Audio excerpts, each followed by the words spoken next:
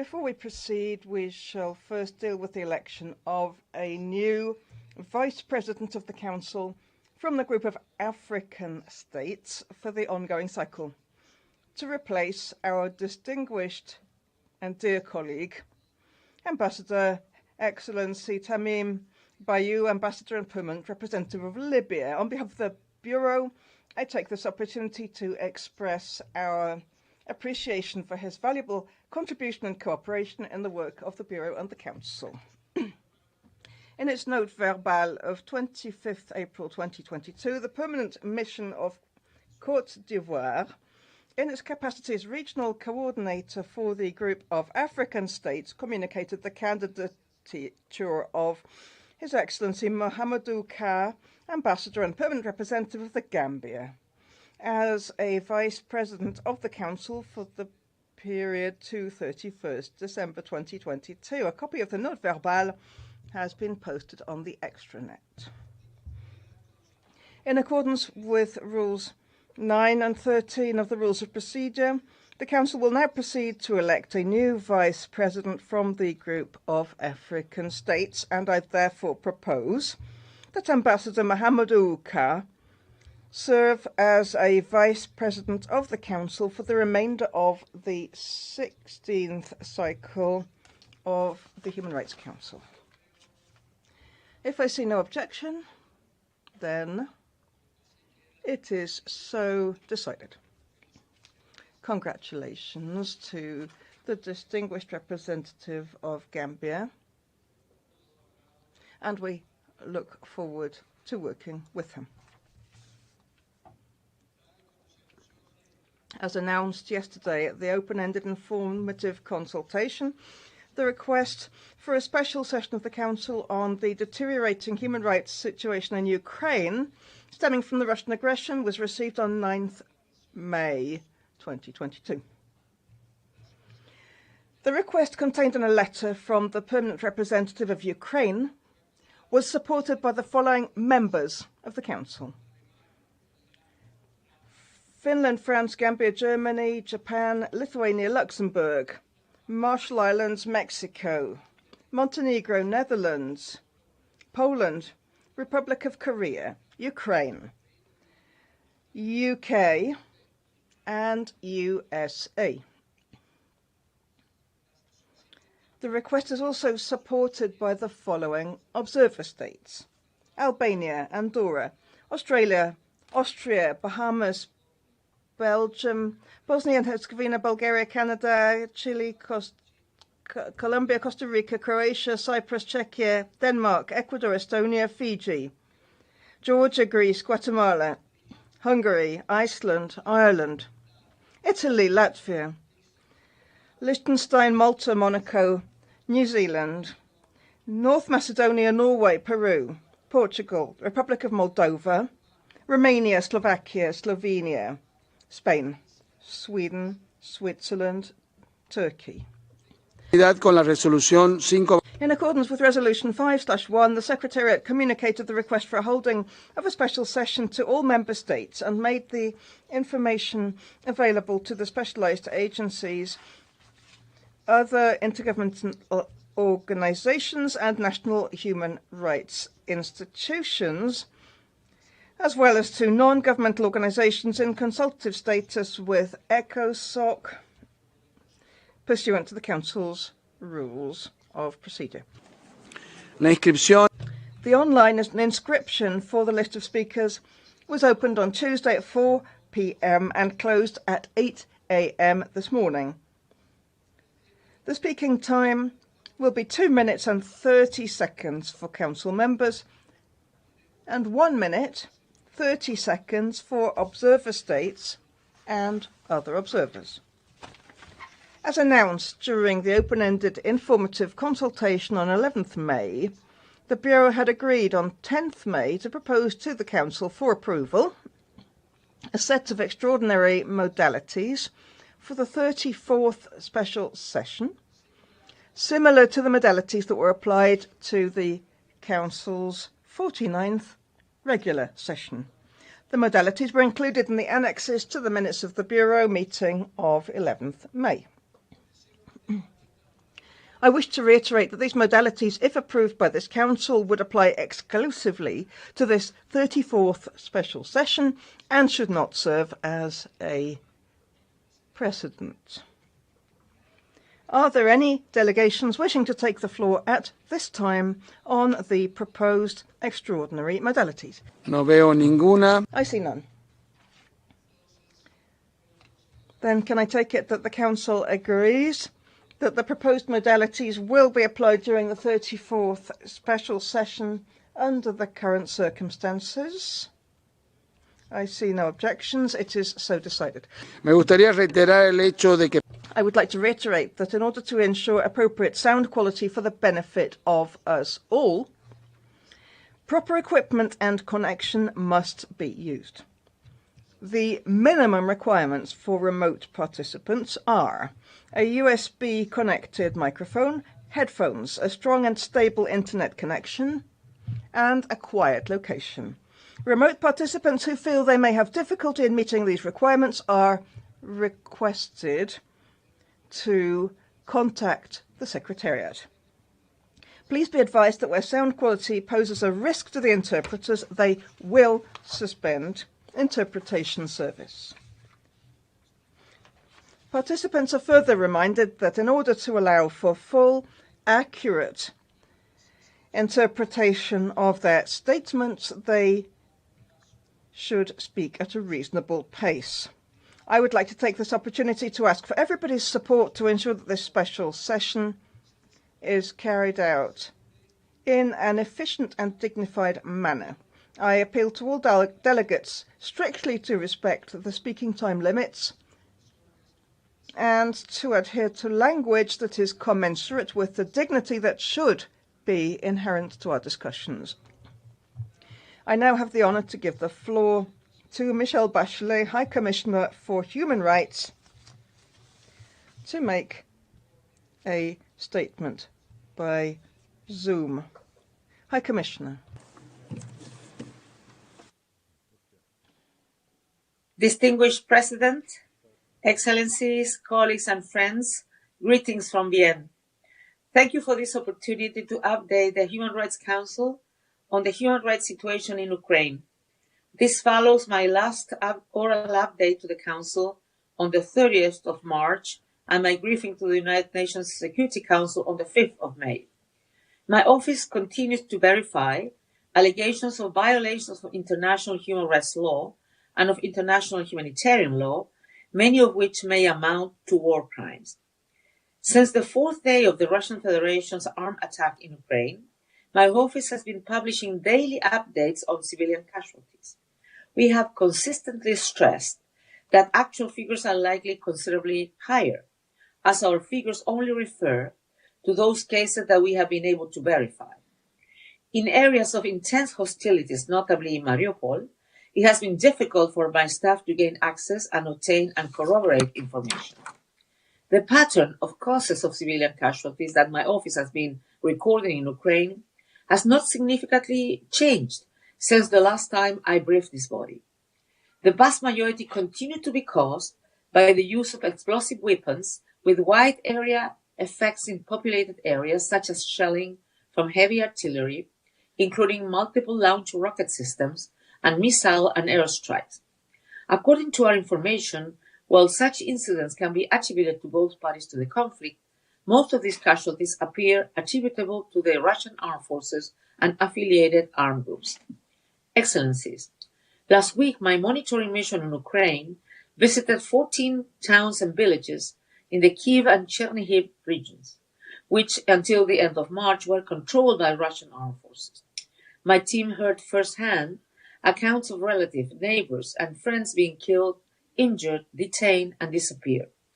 This was the second OECHR visit to these regions, and it pains me to imagine how many visits will be needed to document only a fraction of the egregious human rights violations that have occurred there. To date, over 1,000 civilian bodies have been recovered in the Kyiv region alone. Some of these people were killed in hostilities. Others appear to have been summarily executed. Others still have died because of stress due to health caused by hostilities and the lack of medical aid. They have spent weeks in the basement being threatened by Russian soldiers with abuse or death if they try to leave, thereby placing these individuals at severe risk from the hostilities. In the village of Yahitne, in Chernihiv region, 360 residents, including 74 children and 5 persons with disabilities, were forced by Russian armed forces to stay for 28 days in the basement of a school that they were using as their base. The basement was extremely overcrowded. People had to sit for days without an opportunity to lie down. There were no toilet facilities, water, or ventilation. 10 older people died. The scale of unlawful killings, including indicia of summary executions in areas to the north of Kiev, is shocking. While we have information about 300 such killings, the figures will continue to increase as new evidence becomes available. These killings of civilians often appear to be intentional, carried out by snipers and soldiers. Civilians were killed when crossing the road or leaving their shelters to seek food and water. Others were killed as they fled in their vehicles. Unarmed local men were killed because Russian soldiers suspected them of supporting Ukrainian forces or otherwise being a potential threat. And some were tortured before being killed. In the village of Katyushanka, Kiev region, a young couple, their 14-year-old daughter and a grandfather, were shot by Russian soldiers while trying to drive to their house. The parents were killed while the child received 2 gunshot wounds. Today we have recorded destruction or damage to hundreds of educational and medical facilities and tens of thousands of civilian houses as a result of the hostilities. Throughout the country, at least 50 Christian, Jewish, and Muslim places of worship of different denominations have been damaged. More than half of these have been severely damaged and cannot be used. Excellencies, the city of Mariupol and its residents have suffered unimaginable horror since the Russian Federation's armed attack started. I'm shocked at the scale of the destruction and the numerous violations of international human rights law and international humanitarian law that have reportedly been committed in the city, including attacks against civilians and civilian objects. A once flourishing city lies in ruins. We estimate the civilian death toll in Mariupol to lie in the thousands, while only with time will the true scale of atrocity and casualties and damage become clear. Active hostilities are now focused on the Ashtoval industrial area, with residential areas of the city now largely occupied by the Russian armed forces and affiliated armed groups. This raises human rights concerns of a different nature than those arising in areas of active hostility. I am relieved that over 500 civilians, including children and older persons, have now been successfully evacuated from the Azovstal steel plant and other areas following the joint efforts of the ICRC and the UN. Combatants that are over the combat by sickness or injury, must also be allowed to be evacuated to receive the medical care required by their conditions. Excellencies, my office is looking into allegations of sexual violence and has verified a dozen cases across the country. I am concerned by allegations of sexual violence that have emerged from areas in the Kiev region that were formerly under the control of Russian armed forces. There were instances of rape and murder of victims or their relatives. Survivors are often unwilling to be interviewed because of fear and stigma. Women and girls are the most frequently cited victims. However, reports of men and boys being affected are starting to emerge.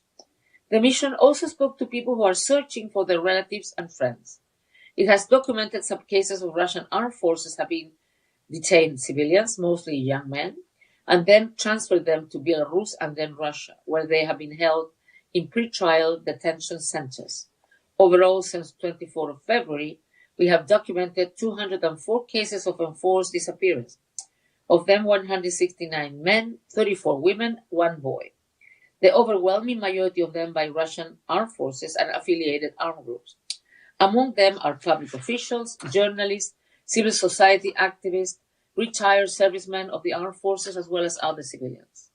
According to information available to us, 38 of them had been released and returned home, and 5, 4 men and 1 woman, were found dead. The real number of enforced disappearances is again likely higher.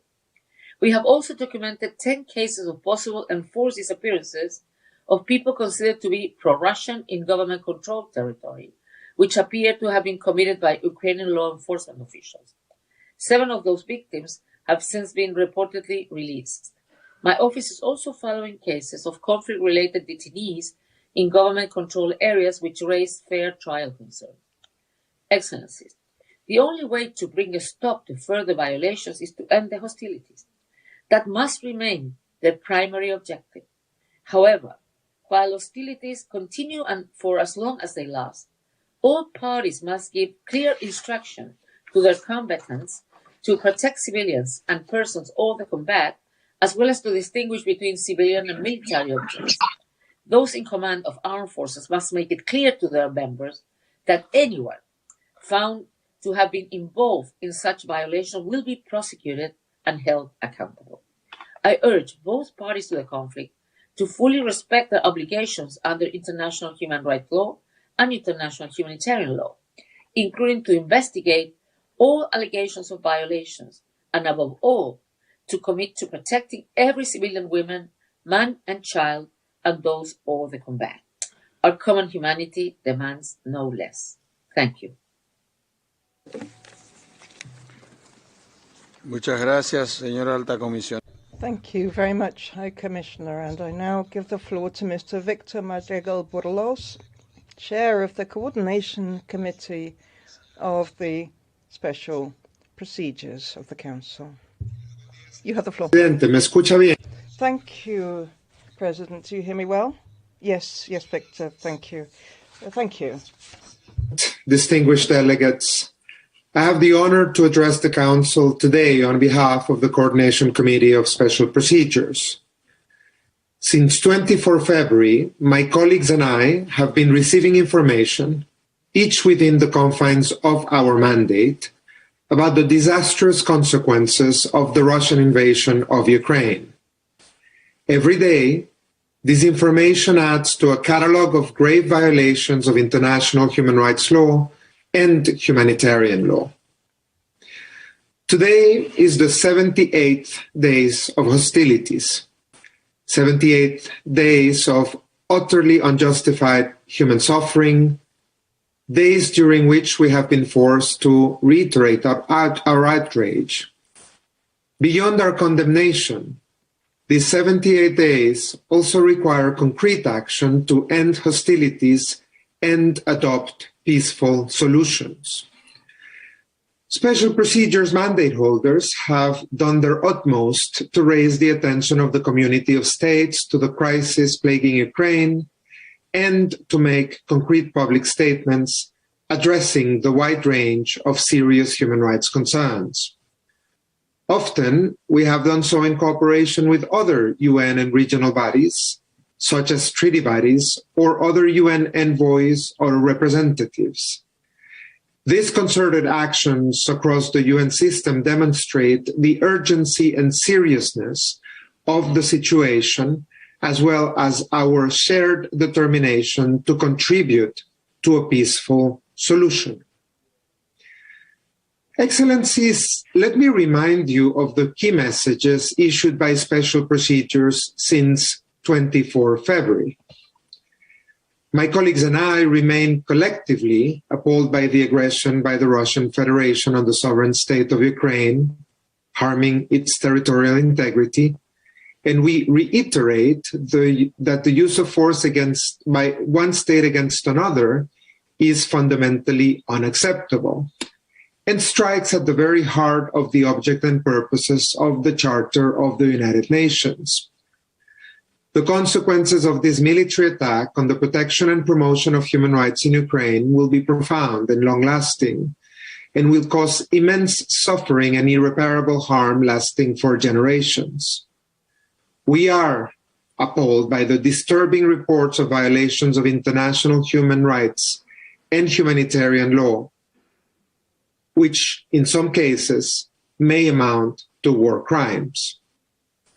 As recently as last week, several of my colleagues expressed concerns at thousands of civilians killed and injured, and countless others living through daily bombardment and violence. We just heard from the High Commissioner the concerning indicia of hundreds of extrajudicial killings. Homes, schools, hospitals, care institutions, and entire cities have been destroyed. Mines and explosive remnants of war continue to pose alarming threats to civilians, including those remaining in their homes and those fleeing the conflict. My colleagues also have expressed serious concerns at the dire humanitarian situation, referring to internally displaced persons, the absolute majority of whom are women and children, who have lost everything. Many of them face shortages of food, water, basic items and energy, and lack access to health services and medication. Mandate holders also brought your attention to the appalling humanitarian situation of older persons and persons living with disabilities. They have stressed that they are often amongst the last to flee conflict zones and face many challenges during displacement, living in poorly equipped temporary shelters and struggling with chronic health conditions without access to proper health care and rehabilitation centers. My colleagues and I remain profoundly concerned about the safety and protection of everyone in Ukraine and the well-founded fear which now pervades the daily life of every member of that society. As mentioned by some colleagues last week, alongside internally displaced persons in Ukraine, the estimated 13 million people who are stranded in areas affected by the conflict are experiencing acute risks as well. Their lives and security are threatened, and they are largely unable to access life-saving assistance due to ongoing attacks and insecurity.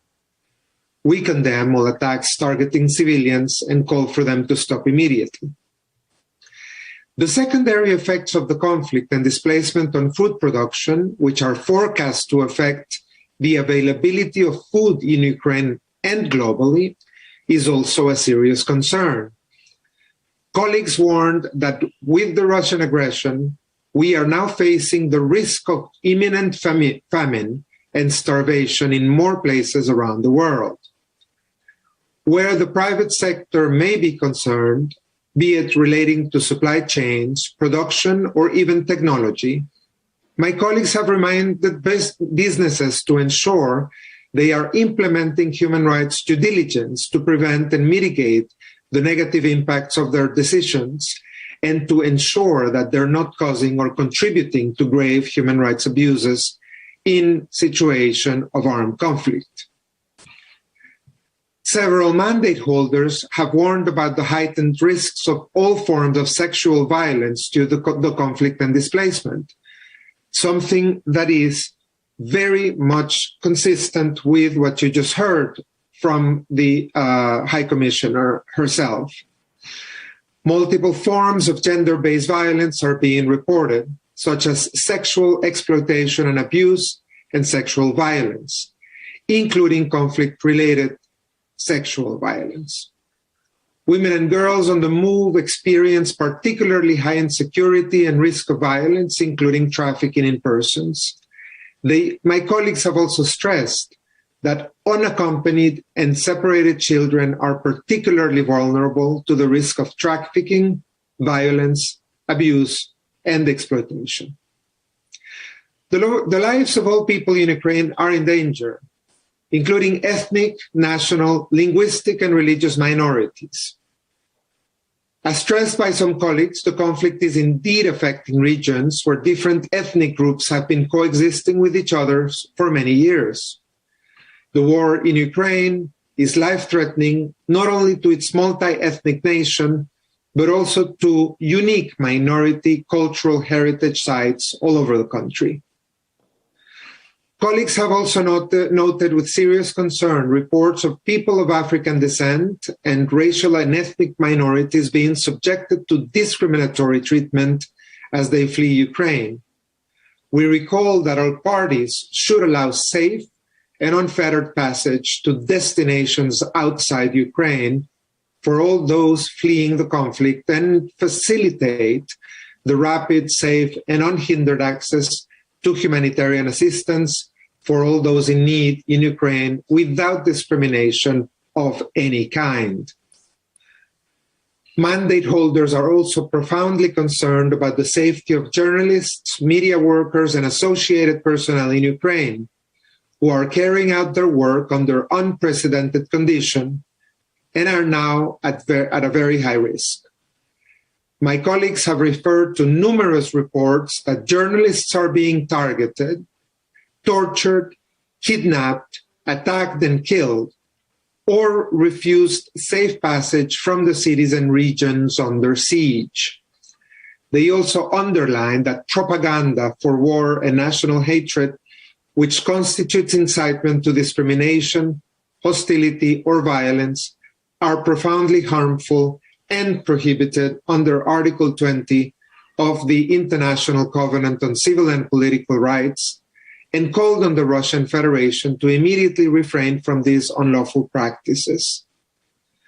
They also have noted that the war has further highlighted the risks of proliferation of disinformation, misinformation, and incitement to violence and hatred, and restrictions of lawful speech on digital and social media platforms as a result of their business models, policies, and practices.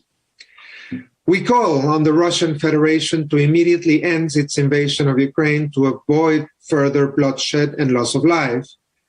We strongly condemn and remind that international attacks against civilians and civilian objects amount to war crimes.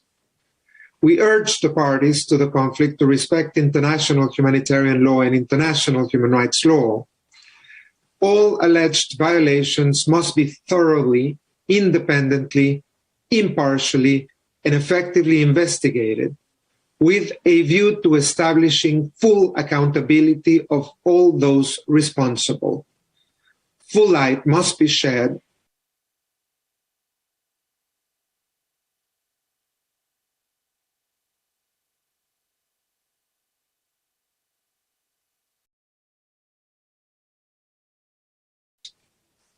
My colleagues and I maintain ourselves ready to continue assisting this Council and the parties concerned.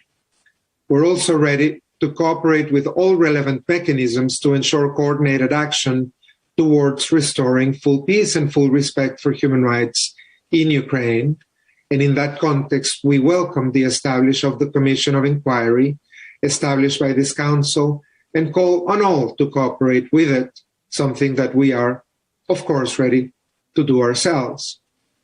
In that vein, we also invite the Commission to avail itself of the analysis and conclusions of special procedure mandate holders in the preparation of its own work, analysis, and conclusions. I thank you very much, Mr. President. Muchas gracias. Thank you very much. Thank you for your statement. Now I would like to welcome the three members of the Independent International Commission of Inquiry on Ukraine established by the Council.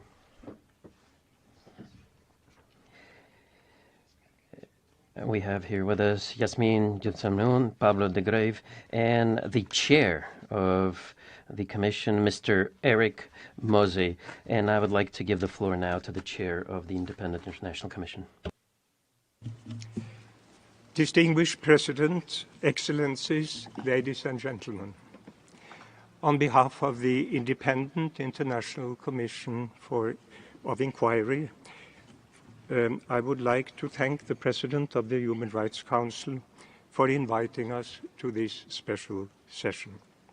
I have the pleasure, as just mentioned, to be accompanied by the two other members of the Commission, Mrs. Yasminka Zumhur and Mr. Pablo de Grave.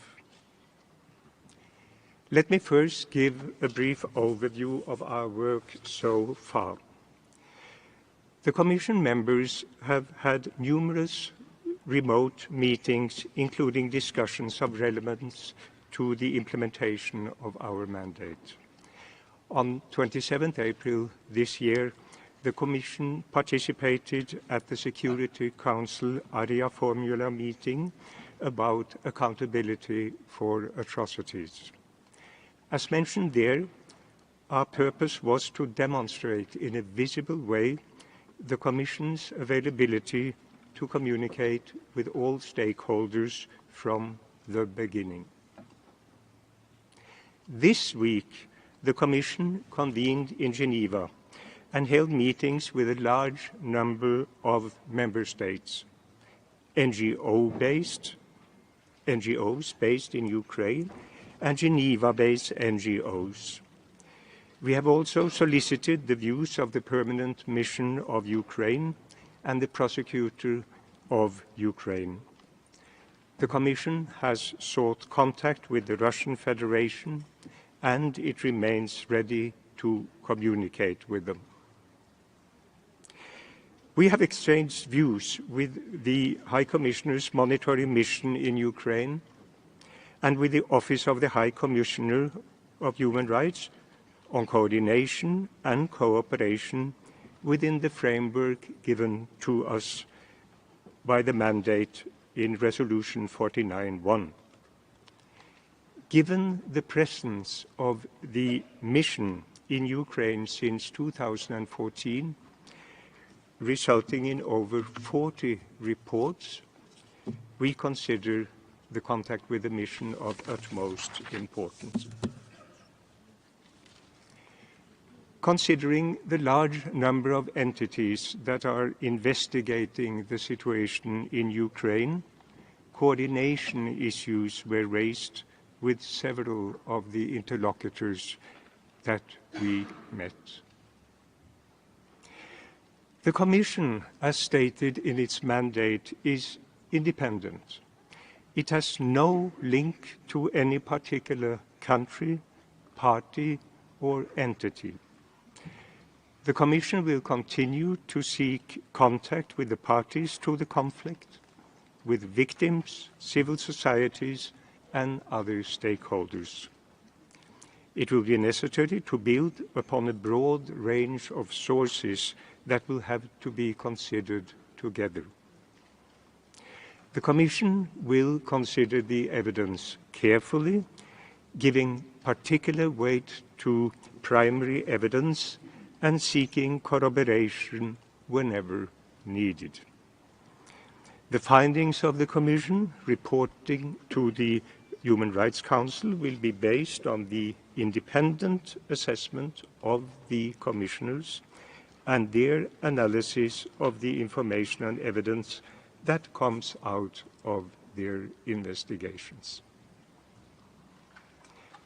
While not a strictly judicial instance, one of the Commission's tasks is to identify, where possible, individuals and entities responsible for violations or abuses of human rights or of international humanitarian law or other related crimes. The Commission intends to take a victim-centered approach to make recommendations about the full range of accountability measures. We understand that the budgetary process assigning the resources to the Commission is ongoing. It is important that the Commission is provided with sufficient resources to be able to conduct its activity in full, with the necessary staff and the ability to visit Ukraine and other areas where information and evidence is available. We have noted the draft resolution to be considered here today. The Commission will continue implementing its mandate in accordance with the original Resolution 49.1, taking into account the seriousness of the allegations that have been reported in relation to the events under consideration by the Human Rights Council at this specific session. We would like to use this opportunity, finally, to thank the Human Rights Council and the Office of the High Commissioner for Human Rights for the support provided in this important process so far. Thank you, Mr. President.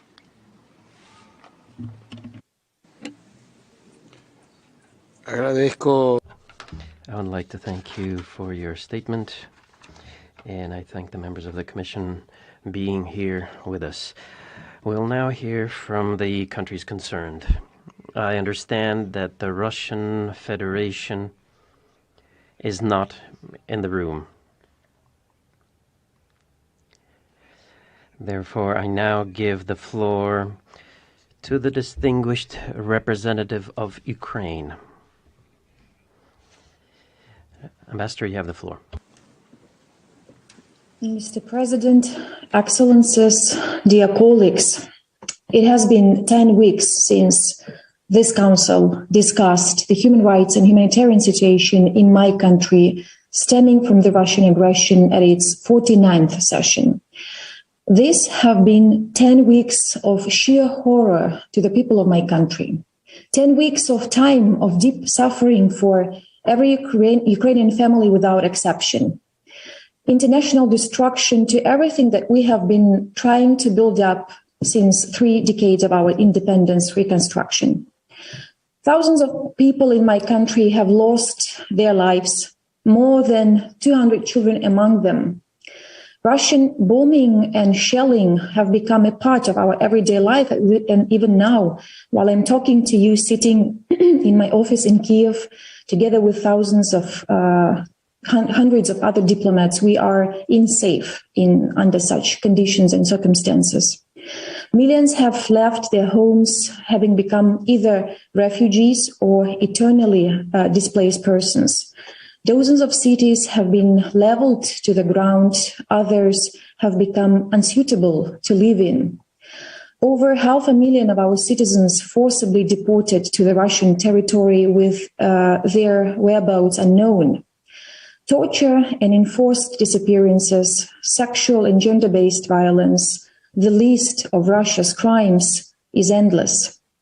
In addition to that, we are receiving an alarming information from the human rights defenders about the use of Crimean jails for the Ukrainians illegally detained and forcibly relocated from newly occupied areas of my country, for example, from Kherson. And by the way, the Russians have already launched the new project. They have been cooking the new so-called Kherson People Republic by blackmailing people, by killing them only for the refusal to collaborate with the so-called newly appointed administrations, or Melitopol or Mariupol or other cities.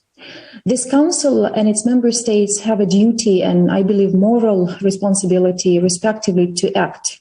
In March, the council has adopted a resolution which has passed with strong majority, and I wish to thank its members and those who supported the resolution for this stand with my country, for your support, because this is exactly what we call fuel. This is exactly what we need to keep on fighting and to resist. Back then in March, we all took an important step aimed at ensuring future accountability of criminals for committing atrocities by establishing the Commission of Inquiry. Now the time has come to take further steps in this direction. The areas of Kyiv, Chernihiv, Sumy, Kharkiv regions, which have been under Russian occupation in late February and March, have experienced the most gruesome human rights violations on the European continent in decades. This has already been mentioned by Madame Bachelet, whom I met physically half a year ago before the invasion started, while we were discussing the Crimean occupation and the consequences of this occupation. And we never thought that we would find ourselves discussing these atrocities within the full-fledged invasion of Russia. Thousands of innocent civilians executed in the presence of their family members, women raped in front of their children, children raped in front of their mothers, like the 11-year-old boy who was raped in front of his mother. He actually lost the ability to speak after, and the only way how he communicates with the world are the black lines. And this is the first picture that he drew working with a group of psychologists who are trying to help him to recover. It is time for this council to say its word and to mandate a special investigation of the Commission of Inquiry into these crimes. And I therefore urge all member states to support the draft resolution, the deteriorating human rights situation in Ukraine stemming from Russian aggression, which will be presented at this session. At this background, the situation in Crimea is, of course, overshadowed by the new wave of military aggression by the Russian Federation in Ukraine. Ukrainians in Crimea are conscripted into the Russian army and forced to fight against their motherland. Refusal to be conscripted means jail and prison. They are deprived of their right to own land in Crimea, to study in their language, their native language. Their religious institutions are closed or arrested by the occupation authorities. The Crimean Tatar leaders and Ukrainian activists have been arrested or imprisoned for nothing and hold in prison up to 2 decades.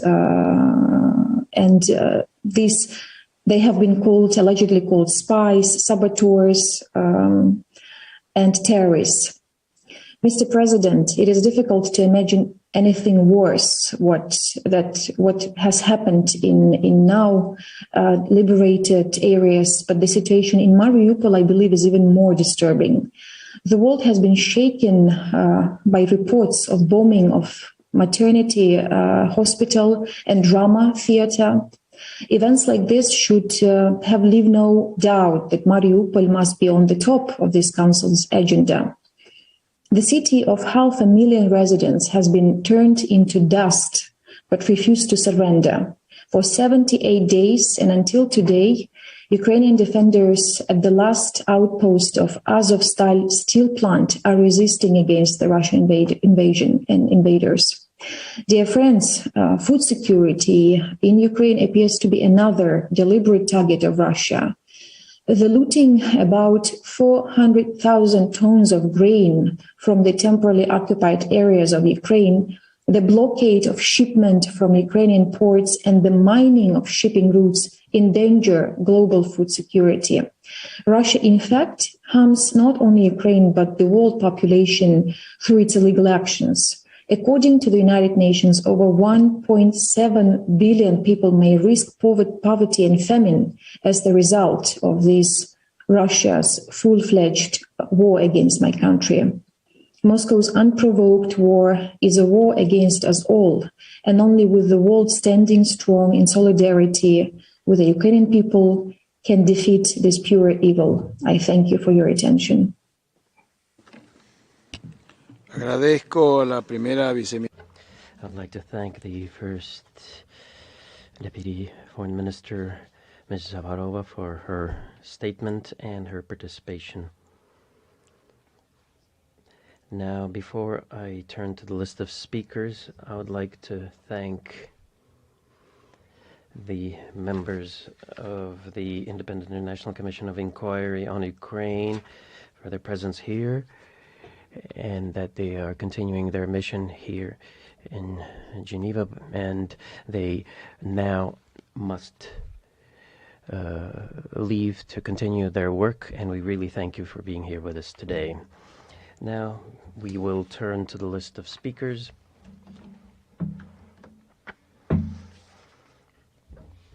Allow me to recall the established time limits of 2 minutes and 30 seconds for council members and 1 minute and 30 seconds for observers. The list of speakers will close in 15 minutes. We'll start with a list of speakers for member states of the council. And now I give the floor first to His Excellency Mr. Carsten Nembra, Minister of Foreign Affairs and Trade of the Marshall Islands, on behalf of a group of countries. Thank you, Mr. President. I am pleased to deliver this statement on behalf of the Group of Friends of Accountability following the aggressions against Ukraine. 77 days have passed since Russia's unprovoked, unjust, and illegal invasion of Ukraine. For 77 days, Russian armed forces have indiscriminately shelled and bombed populated areas of Ukraine, targeted civilians, destroyed and damaged hospitals, school, and other civilian infrastructure, as reported by the Office of the High Commissioner for Human Rights. Bucha, Kramatorsk, and Mariupol are but some of the names now associated around the world with suffering and devastation because of the Russian aggression. We deplore the thousands of civilian casualties, including hundreds of children. We are appalled by the continued reports of the use of torture and other ill treatment, arbitrary killings and detention, and forced disappearances and sexual and gender-based violence. These are actions that may amount to war crimes and other crimes under international law. Such atrocities, crimes are crimes against all of us. The interpreters apologize, but the interpretation will stop because of the sound. This information campaign is an affront to democratic processes and human rights, and requires all states to be vigilant in exposing the truth. We are gravely concerned about the devastating spillover effects of Russia's invasion on global food and energy systems. Least developed, low-income and middle-income countries, as well as on persons in vulnerable situations in all the region around the world, will be most severely impacted. Excellencies, we stress the importance of preserving the long record of non-use of nuclear weapons. We call on the Russian Federation to exercise restraint and de-escalate its nuclear rhetoric. It is imperative that all perpetrators of violations and abuses of human rights and violation of international humanitarian law be held to account. Justice for victims is a foundation for future peace and reconciliation, and for the prevention of further atrocities. For this, the collection and preservation of evidence is essential. The Commission of Inquiry on Ukraine has a central role to play in this regard. We welcome the shift appointment of its 3 members and thank them for their update provided to the Council today. We encourage continued efforts to ensure the prompt and full operationalization of the Commission of Inquiry to investigate all alleged abuses and violations of human rights and violation of international humanitarian law and related crimes in the context of Russian Federation's aggression against Ukraine. The group of friends also welcomes the investigation launched by the International Criminal Court and the recent report by the experts appointed under the Organization for Security and Cooperation in Europe's Moscow mechanism as critical steps towards accountability. Importantly, these efforts are complemented by national investigation in Ukraine and other countries, including on the basis of universal jurisdiction and by the work carried out by the OHCHR, especially the Human Rights Monitoring Mission Ukraine and civil society actors. Coordination of efforts among the different actors is of crucial importance. Therefore, we call on all those involved in the collection and preservation of evidence to coordinate proactively to ensure complementarity and the meticulous collection of the most precise evidence available. Finally, we reiterate the importance of comprehensive, verifiable, and transparent records of casualties in situations of armed violence and conflict, which can contribute to better protection of civilians and help prevent violations of international law. The process towards accountability will bring challenges, but we will not let others be discouraged. The group of friends is committed to information sharing, awareness building, and advocacy. Impunity must be fought, justice must prevail, and international law and human rights must be protected. Thank you. Muchas gracias. Tiene la palabra. Thank you. I give the floor to Estonia on behalf of a group of countries. Her Excellency Ms. Eva Maria Limets, Minister for Foreign Affairs of Estonia. Video statement. The President, I have the honor to speak on behalf of the Nordic Baltic countries. We welcome the convening of this special session and thank the High Commissioner and the speakers for their statements. It has been more than 2 months now since Russia launched the unprovoked and unjustified war against Ukraine in grave violation of international law. Russia has consistently ignored the calls by the UN General Assembly, this Council, other international bodies, as well as the order of the International Court of Justice to cease aggression and immediately withdraw all forces and military equipment from the territory of Ukraine. The General Assembly has voted in favor of suspending Russia's membership rights of this very Council, a clear sign that the world has strongly condemned Russia's actions, including the grave violations of human rights. Unfortunately, all this has not been enough. We are still facing one of the fastest growing displacement and humanitarian crises where innocent civilians suffer the most. We are seeing devastating consequences globally, including for food and energy security.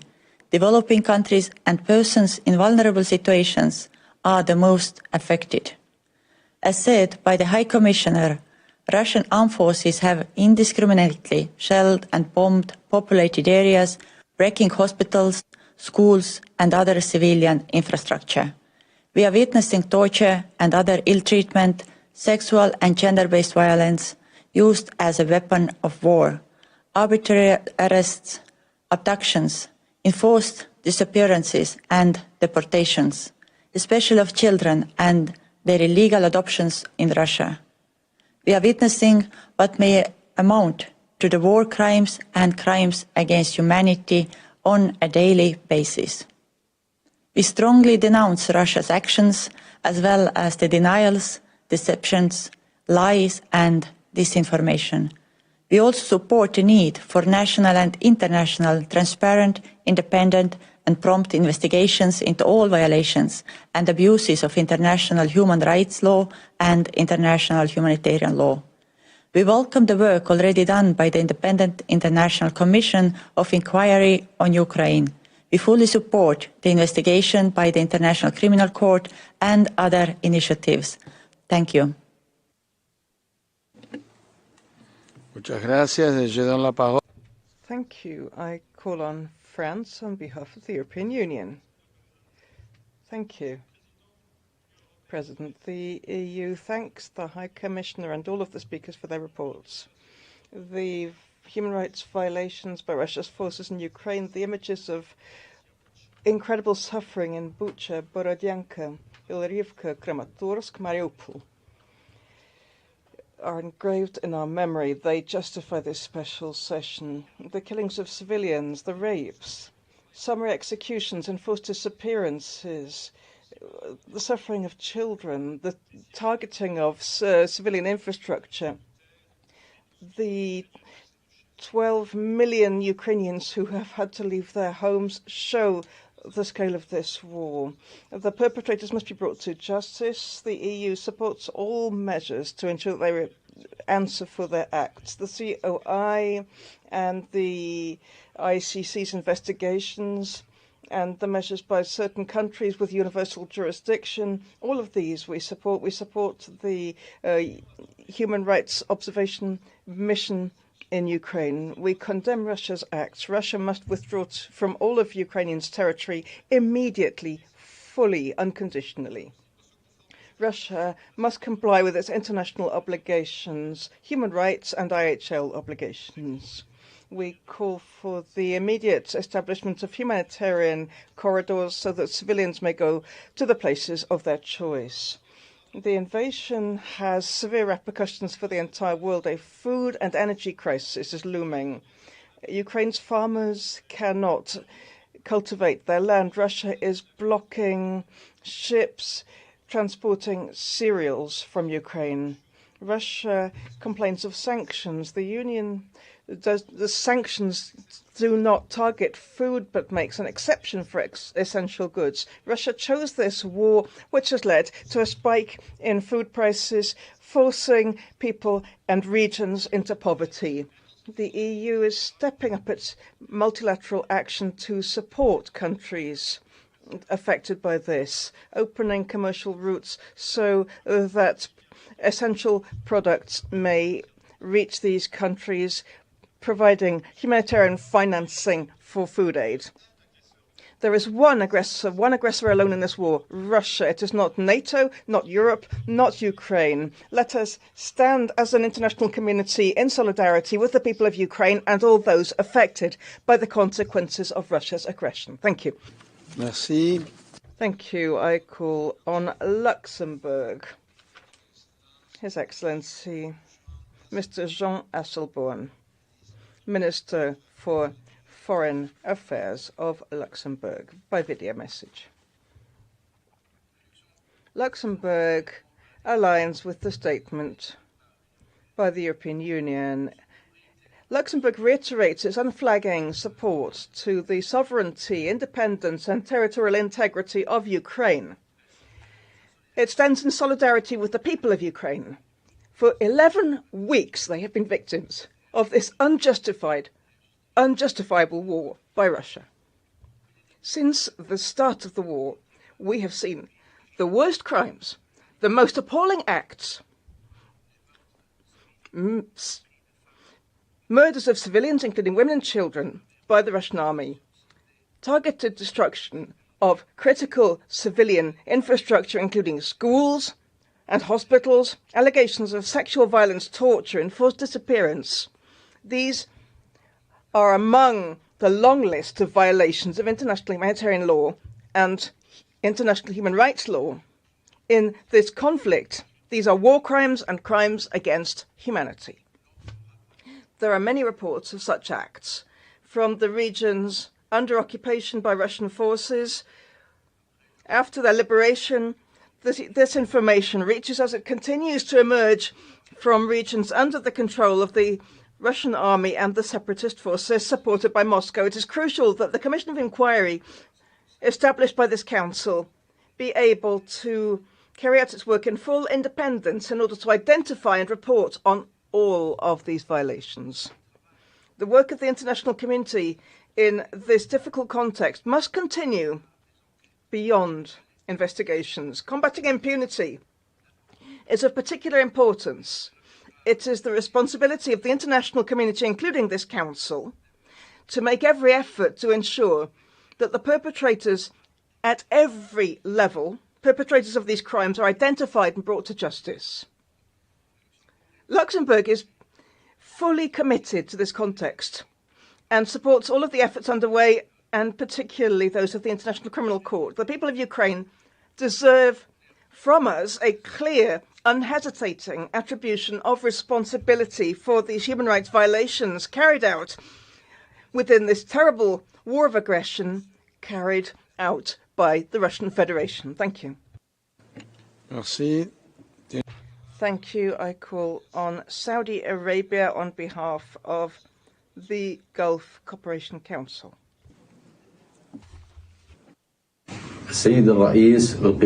Mr. President, I wish to deliver this statement on behalf of the member states of the GCC. The GCC member states have been following with grave concern the unfolding developments in Ukraine. We express our full support to all efforts towards resolving the crisis through dialogue talks and to continue action towards implementing agreements between the parties concerned. The GCC countries calls upon the Council to invite all parties towards calm and de-escalation and to resolve this crisis immediately through diplomacy and talk. Opportunity must be given to conducting talks that would be conducive to a peaceful solution to this crisis. We call upon all parties to commit to the IHRL and protect civilians, particularly women and children, and to allow unhindered access of humanitarian aid. And thank you, Mr. President. Shukran. Tiene la palabra. I call on the United Kingdom. Presidente, since this council last met, Russia's unprovoked and illegal aggression against Ukraine has continued unabated. This council has a responsibility to protect human rights around the globe, and it's clear that Russia's brutal campaign of violence against the Ukrainian people deserves our ongoing attention. As we meet today, we do so with the greatest admiration for the steadfast resolve of the people of Ukraine. They have not been defeated. Ukraine will prevail. Russia's aggression is an attack, first and foremost, on those people of Ukraine. But it is also an attack on the fundamental principles of international law and a clear violation of the UN Charter, the legal order that underpins all our security, all our freedoms. We have heard reports, yet again today, of horrifying atrocities in Irpin and Bucha, including the indiscriminate killing of civilians, of mass graves, of sexual violence and torture. And we have seen evidence of the forced removal of civilians to Russia by Russian armed forces. We have watched in horror the bombardment of towns and cities across Ukraine. In Mariupol, the attacks on the Azovstal steel plant, which left innocent civilians, including women, children, and the elderly, trapped for months without adequate food, water, or medical supplies. We don't yet have the full picture of the atrocities taking place. But already, the UN Human Rights Monitoring Mission has verified more than 7,000 civilian casualties, including more than 3,000 deaths. As the High Commissioner said to us this morning, the actual figure of civilians killed must be significantly higher and is still growing. All allegations of violations and abuses of human rights must be investigated thoroughly, and we support the work of this Council's Commission of Inquiry and that of the International Criminal Court. Those responsible for these crimes must be held to account. Mr. President, we cannot look away while this barbarity unfolds. We must show that the international community is watching and that we care, and that Ukraine will win. Slava Ukraini.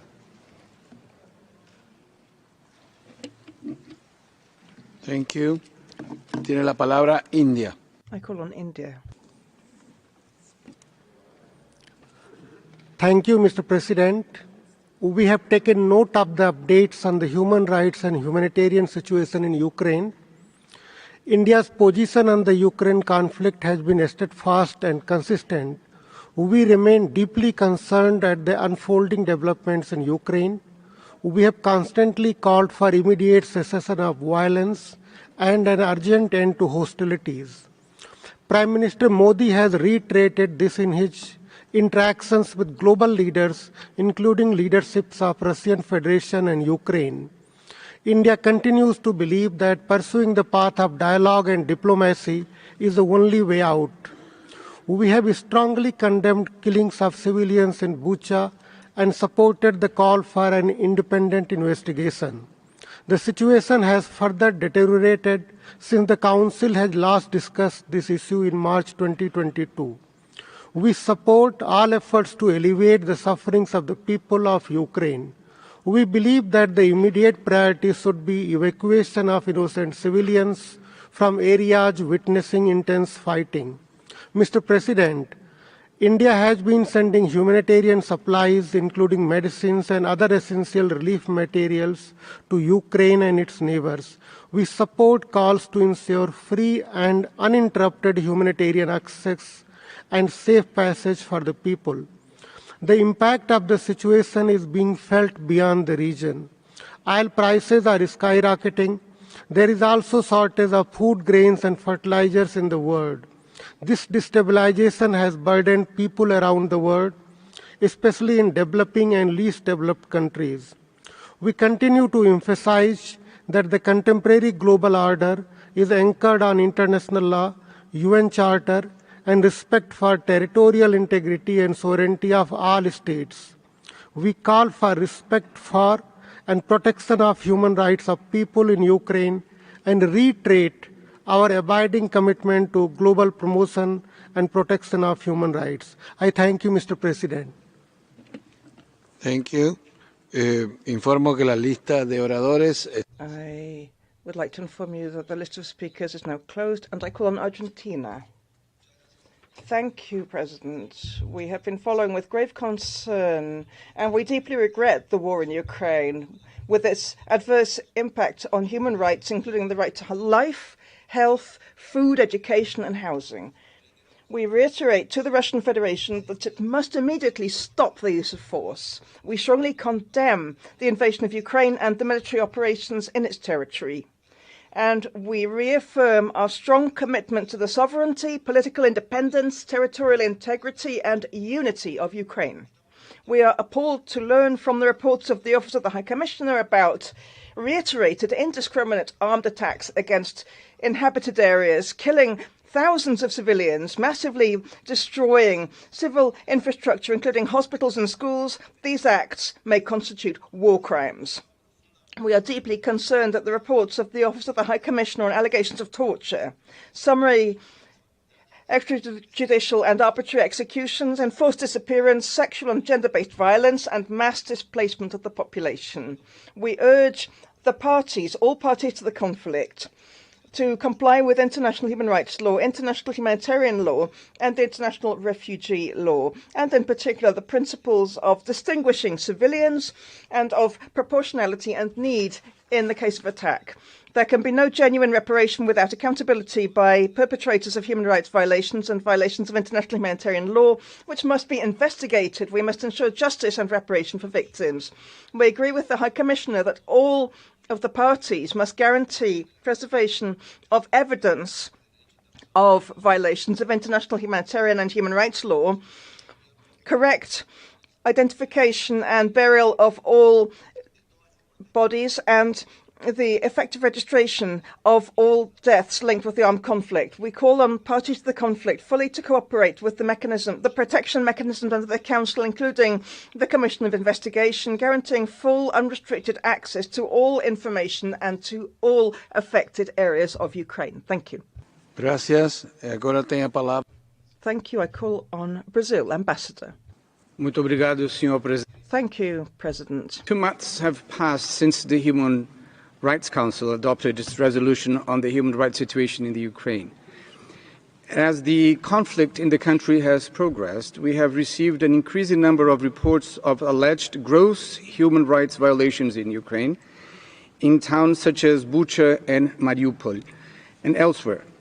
The claims are extremely serious and need to be immediately and independently investigated, which highlights the relevant role to be played by the Commission of Inquiry established by Council Resolution 49/1. We call on all parties to cooperate with the Commission so that it can fulfill its mandate and provide us with unbiased and accurate information on the human rights situation in the Ukraine.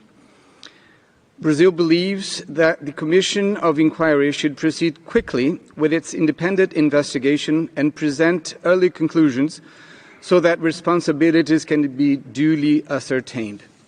It is incumbent upon the Council to base its deliberations and decisions on impartial, objective, and verifiable assessments of the human rights situation on the ground. At this pivotal moment, we renew our call on all parties to exercise maximum restraint, avoid escalation, and resume talks on a much-needed ceasefire, paving the way for a negotiated solution to the conflict. We appeal to all parties to guarantee immediate and unhindered access to humanitarian aid to all regions of Ukraine, as well as the safe evacuation of civilians from conflict-affected areas. We must endeavor to preserve spaces for meaningful and effective dialogue, avoiding measures that contribute to polarize the debate and exacerbate the conflict. In this spirit, we have decided to participate in the current HRC special session on the situation in Ukraine, as well as in other appropriate multilateral fora according to their respective mandates.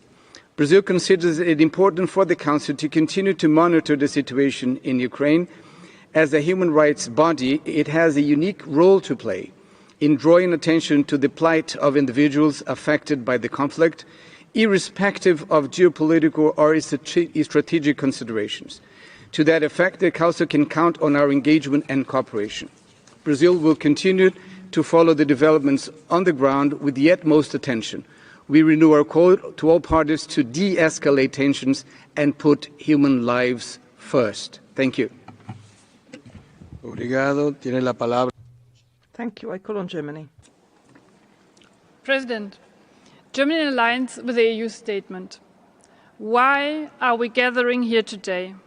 Is it not enough that we have looked into the war in Ukraine in March?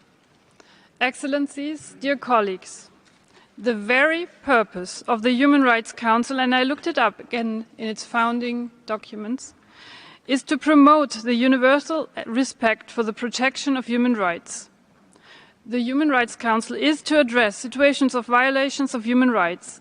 It is up to us, the members of the Human Rights Council, to look closely if and when there are dire human rights violations. And this is exactly what we are doing today.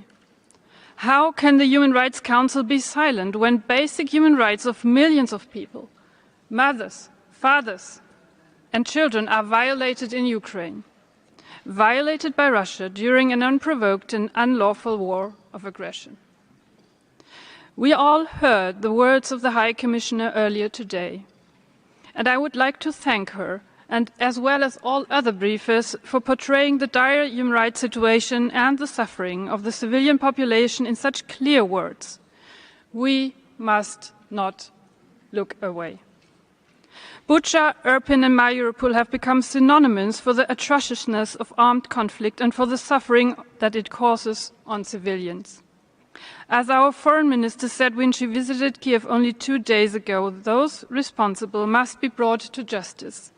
We owe this to the victims. Those victims could have been us. Dear colleagues, why does this matter to all of us?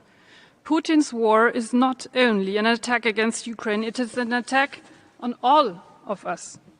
Because Russia is violating our founding principles of international law. The UN Charter, basic international rights treaties such as the 2 covenants on human rights. It is the primacy of the law that protects all of us. If we do not stand up to these breaches of law, it becomes meaningless. It will not protect any of us anymore, and this will be the victory of the powerful against the weak. Do we want to live in such a world? With the war continuing every single day, the devastating global consequences of Russia's aggression against Ukraine become even more apparent. Food and energy prices are soaring, affecting countries around the world and causing even more human suffering. For all those reasons, we strongly condemn the Russian aggression as well as the disinformation campaign inside and outside its territory, designed to justify the unjustifiable. Mr. President, we stand in solidarity with Ukraine. Thank you. Danke. Thank you. I call on Lithuania.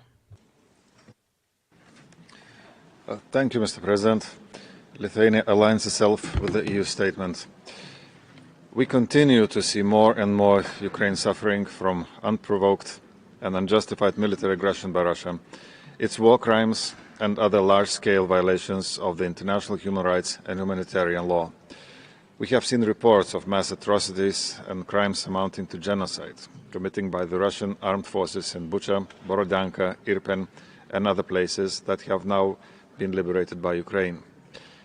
The High Commissioner and her team have documented cases of arbitrary detentions and executions of civilians, enforced disappearances of public officials, journalists, media workers and human rights defenders.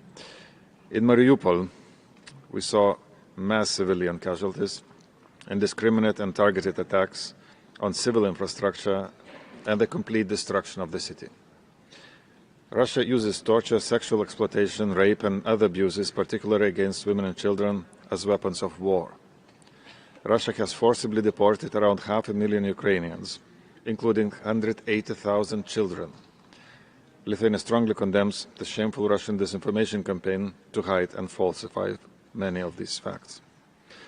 Moreover, Russian aggression against Ukraine has far-reaching devastating global effects on food security. Obstruction of Ukraine's seaports and transport routes for grain export may lead to famine in several regions of the world. Opening of the ports is crucial. Mr. President, the international community must seek full accountability for the atrocities in Ukraine committed by Russia and its accomplice Belarus. Lithuania supports the work of the Commission of Inquiry to ensure accountability for human rights and international humanitarian law violations in Ukraine. Responsibility for human rights violations, crimes against humanity and genocide is the cornerstone. Launch of the investigation by the International Criminal Court and national investigations applying universal jurisdiction are of utmost importance towards accountability. We are convinced that Vilnius communique of the 6th of May by political leaders and experts of international law will contribute to the creation of a special tribunal for the punishment of the crime of aggression against Ukraine. We admire the infinite courage of the Ukrainian people and stand in full solidarity with them. We reiterate our resolute support for the sovereignty, territorial integrity and independence of Ukraine and its democratic future. I thank you. Thank you. Je donne la parole à la France. I call on France. Ambassador. Thank you, President. It has been over 10 weeks since the aggression by Russia, which is unprovoked, illegal, unjustified, began in Ukraine. Ukraine continues to fight for its sovereignty and freedom. France reaffirms its full support to the government and people of Ukraine. It admires the heroic resistance. Russia has brutally violated the founding principles of the United Nations, non-use of force and respect for territorial integrity. The Russian aggression every year brings worse discoveries. The targeting of civilian infrastructure, the voluntary destruction of stations, schools, shopping centres. We see reports of mass transfers of civilians to Russia. We must stop these horrors, the killings of Bucha, the mass graves of Mariupol, this trail of destruction. The Council has already decided in March to set up a commission of inquiry to document the events, and we thank the members that spoke just now. It has our support, as does the inquiry by the prosecutor of the ICC. France nationally has also sent a team of specialized gendarmes to investigate the worst international crimes. Because of the gravity of these acts and the witness accounts, the Human Rights Council has once again had to assume its responsibilities, and justice in Ukraine and internationally will have to examine these crimes, which may represent war crimes and crimes against humanity. We cannot ignore the consequences of the Russian aggression on world food security. We must address this hand in hand in coordinated fashion. This is the meaning of the initiative by France and its European partners in the G7 to calm tensions on the agricultural markets, stand in solidarity with vulnerable countries, and continue to investigate in local agriculture. There will also be a need for more resources to meet short-term humanitarian needs of the world's most vulnerable populations. France fully supports the holding of this special session and calls on all members of the Council to support the resolution to be presented today. It is the responsibility of this Council, and it is a question of the effectiveness and the future of multilateralism. France calls once more on Russia to end its aggression and to withdraw from Ukraine. Thank you. Merci. Thank you. Go to the United States of America. Thank you, Mr. President, and to the High Commissioner and Mr. Mose. As Russia realizes its military cannot defeat the indomitable spirit of the people of Ukraine, its frustrations have led to ever more egregious human rights abuses.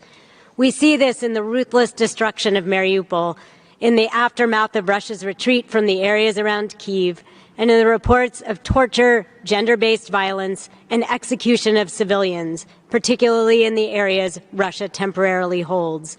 Older persons and persons with disabilities have been reported to be especially vulnerable. Faced with Putin's utter disregard for human rights and human life, the international community must continue to use every appropriate tool to make clear that Russia must immediately cease its war of aggression, withdraw its troops from Ukraine, and abide by the UN Charter. Today's special session is instrumental to communicating this message, and it shows that more than a profoundly consequential moment, worldwide efforts to oppose Russia's war and stand up for human rights, sovereignty, and territorial integrity have become a profoundly consequential movement. For our part, the United States imposed on May 8th visa restrictions on over 2,600 Russian military and other officials reportedly involved in actions that threaten or violate Ukraine's sovereignty, territorial integrity, or political independence. Included among this group are personnel who reportedly took part in Russian military activities in Bucha. Working together, we must sound a resounding message to those involved in this brutal war of choice and ensure accountability. The United States supports all international efforts to examine atrocities in Ukraine, including those conducted by the International Criminal Court, the United Nations, the Organization on Security and Cooperation in Europe, and others. What's more, the Commission of Inquiry created by this Council will help ensure that Russia does not get away with its continued attempts to hide atrocities. I thank you. Thank you. Tiene la palabra la República de Corea. I call on the Republic of Korea. Thank you, Mr. President. The Republic of Korea is deeply concerned over Russia's ongoing military aggression against Ukraine and its devastating consequences for civilians. We hear daily reports of increasing civilian casualties and an alarming scale of displacement. Critical civilian infrastructure has also been destroyed across the country. All this speaks to the gravity of human suffering caused by this war. In particular, my delegation is alarmed by the reported atrocities in Bucha and other liberated towns. We strongly condemn such heinous acts, which are a clear violation of international human rights and humanitarian law. Targeted attacks against innocent civilians cannot be justified under any circumstances. In light of this, we reiterate our strong support for an independent investigation on these atrocities. Those responsible must be held accountable and brought to justice. It is vital that the Commission of Inquiry embarks on a full-fledged investigation with on-site visits. We also fully support the ongoing work of the UN Human Rights Monitoring Mission in Ukraine. Mr. President, my delegation is watching with grave concern the evolving situations in besieged cities, including Mariupol.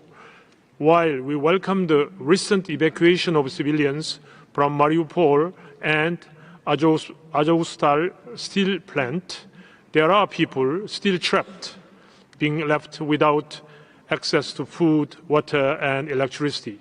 Safe passage to enable the evacuation of civilians and to deliver life-saving aid to those in need must be guaranteed. Mr. President, over the past months, we have witnessed unspeakable plight of civilians in Ukraine. This must come to an end. My delegation calls on Russia to immediately stop its military aggression and fully respect its obligations under international human rights and humanitarian law. With its unwavering support for Ukraine's sovereignty, political independence, and territorial integrity, the Republic of Korea stands in solidarity with Ukraine and the Ukrainian people. I thank you. Thank you. Tiene la palabra Paraguay. I call on Paraguay. Thank you, President. At the outset, we welcome the holding of this special session, and we thank the Independent Investigation Commission, the coordinator of the special procedure, and the High Commissioner for this timely information. We are gravely concerned at the situation in Ukraine. The Office of the High Commissioner has informed us just a few days ago of over 7,000 civilians killed as a result of the Russian operations, and we fear that the figures may be higher. Thousands of people, if not millions, have had to leave their homes and become refugees or IDPs. There are millions of children who cannot enjoy their most basic rights. Paraguay strongly condemns the massacres of civilians documented in places including Bucha and Mariupol. We call on the parties immediately to implement a ceasefire, and for Russia in particular to guarantee and protect the human rights of the affected population and to respect international humanitarian law, refugee law, and international human rights law, and in particular the Fourth Geneva Convention. The human rights abuses and violations, including in conflict situations, must not remain unpunished. And we support the efforts to preserve evidence and the efforts being made on the ground by the Office of the High Commissioner and the other involved organizations. And in particular, we are gravely concerned at the situation described by the coordinator of the special procedures, including the imminent attacks. We cannot allow these things to happen. States and international organizations have an obligation to ensure food security. Famine and hunger must not be the outcome of this situation of war and the suffering of the Ukrainian population. Thank you, President. Thank you. I call on Indonesia. Mr. President, Indonesia deplores the continuing deterioration of human rights in Ukraine.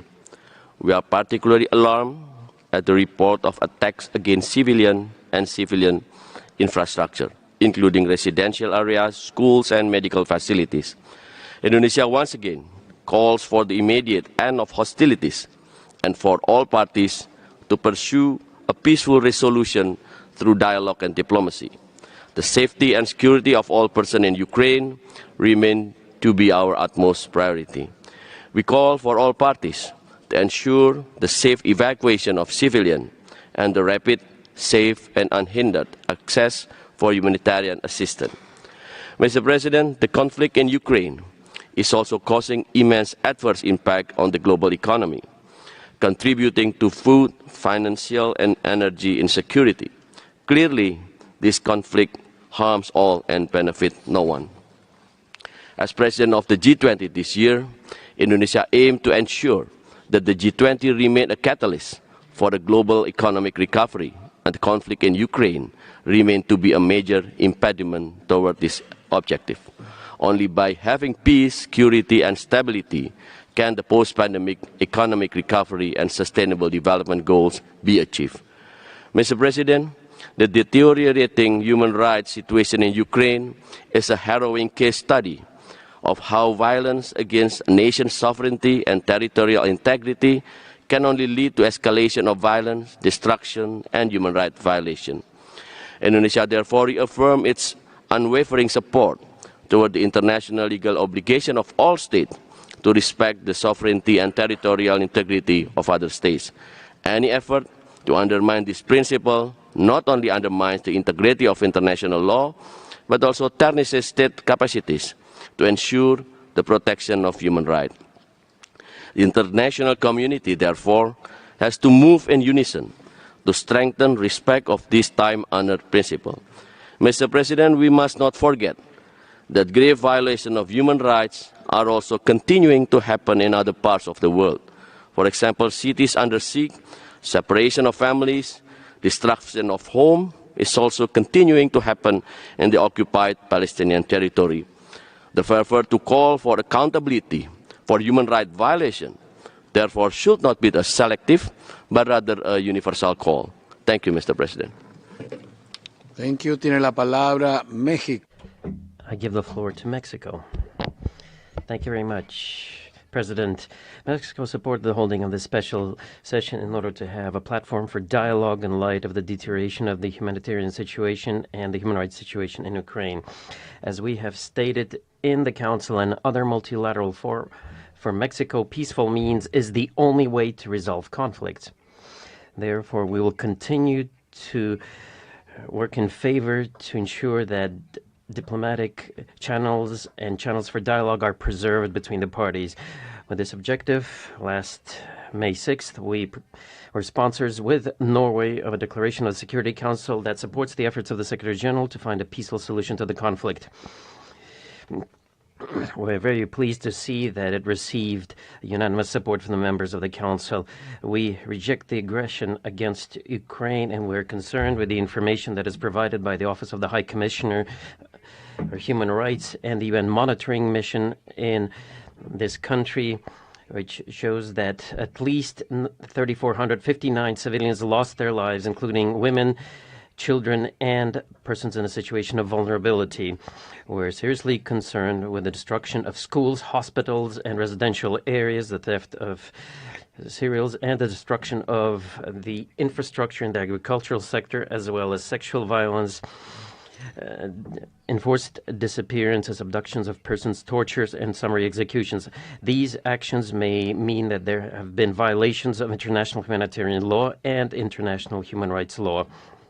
Also, while we recognize the efforts of the Secretary General and the ICRC in order to ensure the evacuation of civilians from Mariupol, we urge parties to ensure an immediate and safe evacuation of civilians and the wounded in this and other cities of the country. Finally, Mexico urged both parties to implement an immediate and standing ceasefire and guarantee the full respect of international law, especially international humanitarian law, international human rights law, refugee law, and find a peaceful solution to their differences through dialogue. Thank you.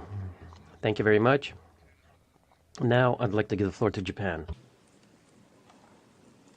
Yes, Señor Presidente. First, we'd like to express that Japan stands with the people of Ukraine who are fighting to defend their sovereignty, territory, and their homeland. Russia's aggression against Ukraine is a serious act shaking the very foundation of the international order. Japan takes extremely seriously the fact that the large number of civilians in Ukraine have been killed as a result of the acts of the Russian forces, and is deeply shocked by this revelation. The killings of innocent civilians is a grave breach of international humanitarian law and absolutely unacceptable.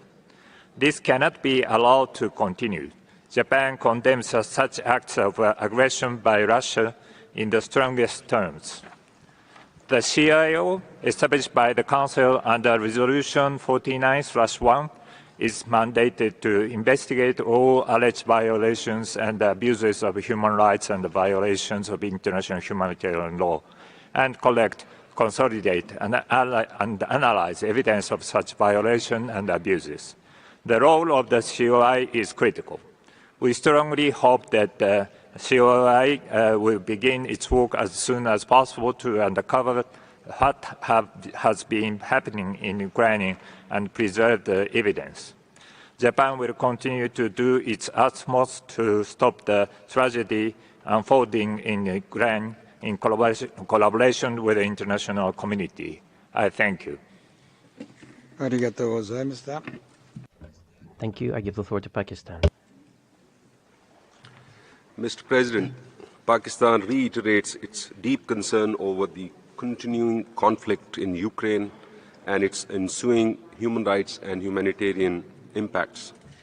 We are grieved by the civilian casualties, massive displacement of civilian population, and reported violations of international humanitarian and human rights laws.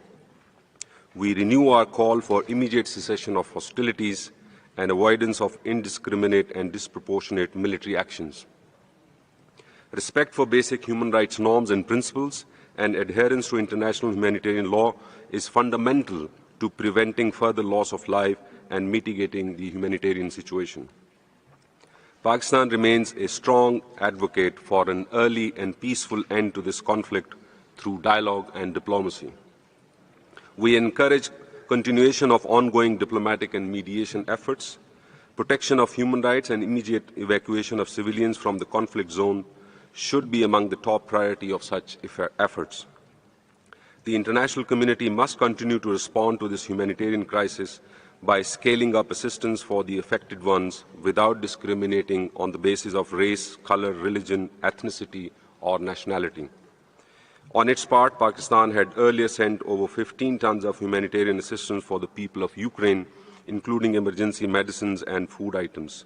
We are in the process of dispatching another consignment of humanitarian supplies. Mr. President, the conflict is also exacerbating the existing socio-economic impacts of the COVID pandemic, with energy and food prices hitting the developing countries the hardest. These cascading effects on lives and livelihoods of people around the world deserve adequate attention and redressal. Mr. President, Pakistan reaffirms unequivocal support for the universal and consistent application of the fundamental principles of the UN Charter, including self-determination of peoples, non-use or threat of use of force, respect for sovereignty and territorial integrity of states, pacific settlement of disputes, and equal security for all. We hope the Council's discussions and actions would help advance the cause of peace and safeguard basic rights, freedoms, and dignity of those affected by the conflict. I thank you.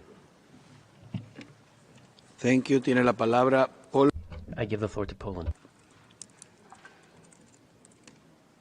Mr. President, Poland aligns itself with the EU statement. Excellencies, 2 months ago, this Council addressed the dire humanitarian and human rights consequences of the Russian full-scale military aggression against Ukraine, appalled by the human impact of the hostilities carried out by the invading forces. Since then, the situation has critically deteriorated. The civilian casualties have been constantly increasing as a result of indiscriminate attacks or even of deliberate shelling of the civilian infrastructure. The Russian invasion forced more than 7 million persons, mostly women and children, to leave their homes. Numerous patterns of violations of international humanitarian and human rights law were recently identified by the experts of the OSCE Moscow mechanism. Some of these violations, including deliberate attacks on maternity hospital and the theatre in Mariupol, amount to war crimes. There is no doubt that the present grave humanitarian and human rights situation in this city, as well as the barbaric atrocities discovered in the regions of Ukraine liberated from the Russian invading forces, require an utmost attention of this Council. The evidence of massive extrajudicial executions of civilians, in many cases subjected to torture or sexual violence, should be promptly and resolutely investigated, with a view to ensure accountability of all persons who committed these horrific war crimes. At the same time, further human rights violations have to be fully prevented. Poland strongly reiterates its call to the Russian Federation to stop the war, to withdraw all its troops from the entire territory of Ukraine and its internationally recognized borders and international waters, and to respect the lives and rights of every single person in Ukraine. I thank you. Thank you. Tiene la palabra Montenegro. Thank you. I give the floor to Montenegro. Mr. Chair, Montenegro welcomes the holding this special session and thanks High Commissioner and the speakers for their updates. Since February 24, we have been constantly witnessing a massive deterioration of the situation on the ground caused by the Russian unprovoked, unjust and illegal aggression against Ukraine, which we strongly condemn. As consistently reported by the Office of High Commissioner, the scale and brutality of human rights violations and violations of international humanitarian law committed by Russian armed forces continue to grow daily, and many of them may amount to war crimes. The number of indiscriminate killings and of civilians and casualties, as well as the large-scale attacks on civilian infrastructure, are grim illustration of the cruelty of Russian aggression. We are shocked and appalled by images and reports from Bucha, Borodyanka, Kramatorsk, Mariupol and other places throughout Ukraine that have been leveled to ashes and where the massacres have been committed by the Russian armed force. Around the world, some of these cities have already become synonymous with horrific crimes of Russian aggression, and we must do everything we can to make them synonymous with justice. The chilling effects of impunity are well known. We have to fight against this by serving justice and ensuring accountability.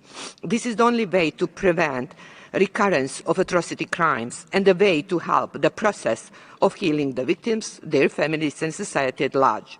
Also the path to genuine peace and reconciliation. It is therefore imperative that all perpetrators of these atrocities be held to account. For this, Montenegro fully endorses all measures to ensure accountability for human rights violations and violations of international humanitarian law in Ukraine, including the investigation launched by the ICC, work of the established Council Commission on Inquiry on Ukraine, the OSCE, UN monitoring missions, substantive work in collecting and preserving evidence also remains crucial. Mr. President, the draft resolution before us addresses these violations with a view to strengthening efforts to achieving accountability and bring their perpetrators to justice. With a firm belief that we must remain steadfast and resolute in our efforts to ensure that justice is served, Montenegro has co-sponsored the tabled resolution and encouraged everyone to support its consensual adoption. If a vote is called, we invite all Council members to vote in favour. Finally, Montenegro stands in solidarity with the people of Ukraine and reiterates its call to Russia to end the war and to immediately withdraw its forces and military equipment from the entire territory of Ukraine within its internationally recognized borders. I thank you. Gracias. Thank you. I give the floor to Finland.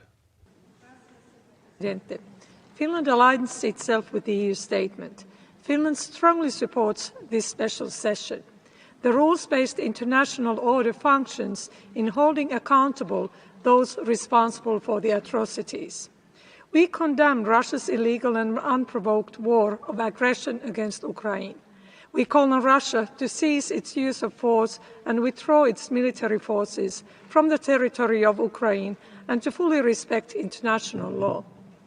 During the ongoing invasion, we have witnessed continuous atrocities, including reports about war crimes and crimes against humanity. These include arbitrary executions, torture and sexual and gender-based violence. The Russian army has brutally attacked civilians. Those trying to flee, those in their homes, schools, hospitals, and those seeking shelter in civilian infrastructure. Thousands of civilians have been killed and injured, including children. Persons in vulnerable situations have been left to suffer. The human and humanitarian costs of these attacks are immeasurable. Finland urges Russia to allow the safe passage for all civilians and the delivery of the humanitarian assistance. This Council has a duty to hold Russia accountable for violations of human rights and humanitarian law. The investigation of the Commission of Inquiry established by this Council in March has a crucial role. It can also contribute to the investigation of the International Criminal Court and other legal proceedings. Finland also firmly supports the investigation by the ICC and the work of the OHCHR monitoring mission in Ukraine. For the rules-based order to deliver, it is important to have comprehensive inquiries of the latest events in Kiev, Cherniv, Kharkiv, Mariupol and Sumy. Finally, Finland fully supports the resolution presented today. Finland's support for Ukraine's independence, sovereignty and territorial integrity remains firm. We stand in full solidarity with Ukraine and its people. I thank you. Thank you. Tiene la palabra. I give the floor to the Netherlands. Thank you, Mr. President. The Netherlands welcomes the convening of this special session and aligns itself with the EU statement. These are difficult, disturbing and frustrating times. Many of us know people in Russia, even call them friends. All they want is to be a good parent, provide for the family, enjoy friendship, have a job, like ourselves, like my friends in the Netherlands or anywhere else. People everywhere basically are the same. The difference, however, is that they are part of a system that shows complete disregard for human life and dignity, as we again heard today. They are part of a system that allows its armed forces to commit atrocities and war crimes, as we again heard today. They are part of a system whose president endorses, allows or encourages sexual and gender-based violence as a method of warfare, as we again heard today. They are part of a system that endorses or encourages violence without any military objective, which is aimed at the destruction of people's souls, which is a violence against humanity itself, as is the war in Ukraine, a serious threat to international peace and security. And that is why, Mr. President, it is crucial that these acts of violence are addressed and adequately investigated. Mr. President, the Netherlands remain gravely concerned by the devastating effects of this war on food, energy and finance systems, which are likely to have the most impact on least developed and lower and middle income countries. In Ukraine, the destructive power of the Russian invasion is being countered by the power of courageous people.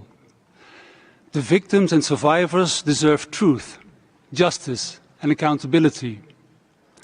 It is for this reason the Netherlands remains strongly committed to the mandate of the Commission of Inquiry, the inquiry into the events in the areas of Kiev, Chernihiv, Kharkiv and Sumy regions, and the ICC investigation. Thank you, Mr. President. Thank you. Tiene la palabra. I give the floor to China.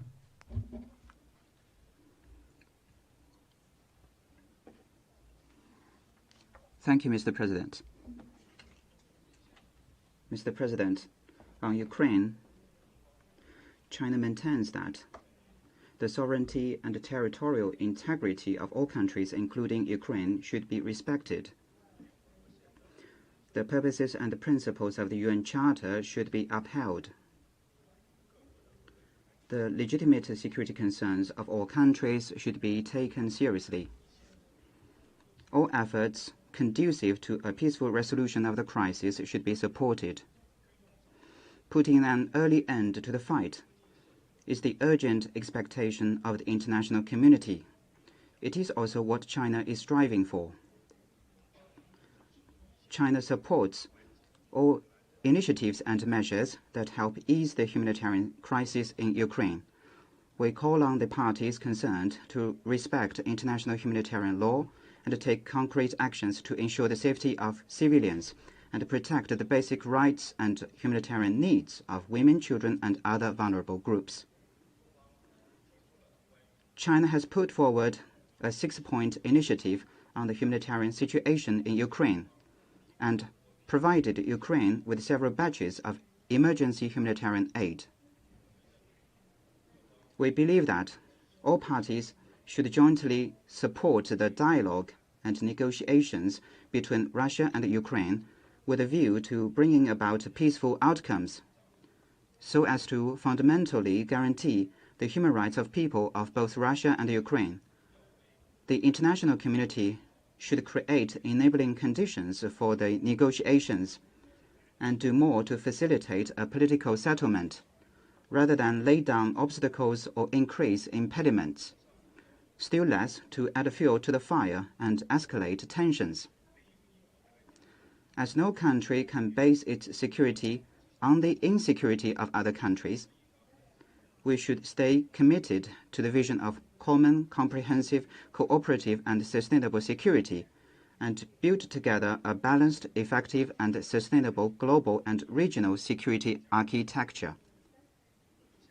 Mr. President, we have noted that in recent years, the politicization and confrontation at the Human Rights Council has been on the rise, which has severely impacted on the credibility, impartiality, and the solidarity. We call on all parties to get back to and abide by the founding mission of the HRC, uphold true multilateralism, and work together to promote the sound development of the international human rights cause. The full text of my speech will be uploaded to the HRC extranet. Thank you, Mr. President. Tiene la palabra Nepal. I give the floor to Nepal. Mr. President, the continued deteriorating human rights situation in Ukraine, including the loss of human lives, sufferings, and destruction of property over the past months, is disturbing. Nepal reiterates its call on the parties concerned to agree on ceasefire immediately and urge them to engage in diplomacy and dialogue towards resolution of disputes through peaceful means. We view that the principles of sovereignty and territorial integrity as enshrined in the UN Charter must be fully respected by all member states, and fundamental human rights of all people should be protected under all circumstances while also respecting the international human rights and humanitarian laws. I thank you. Thank you. Y tiene la palabra y aprovecho para...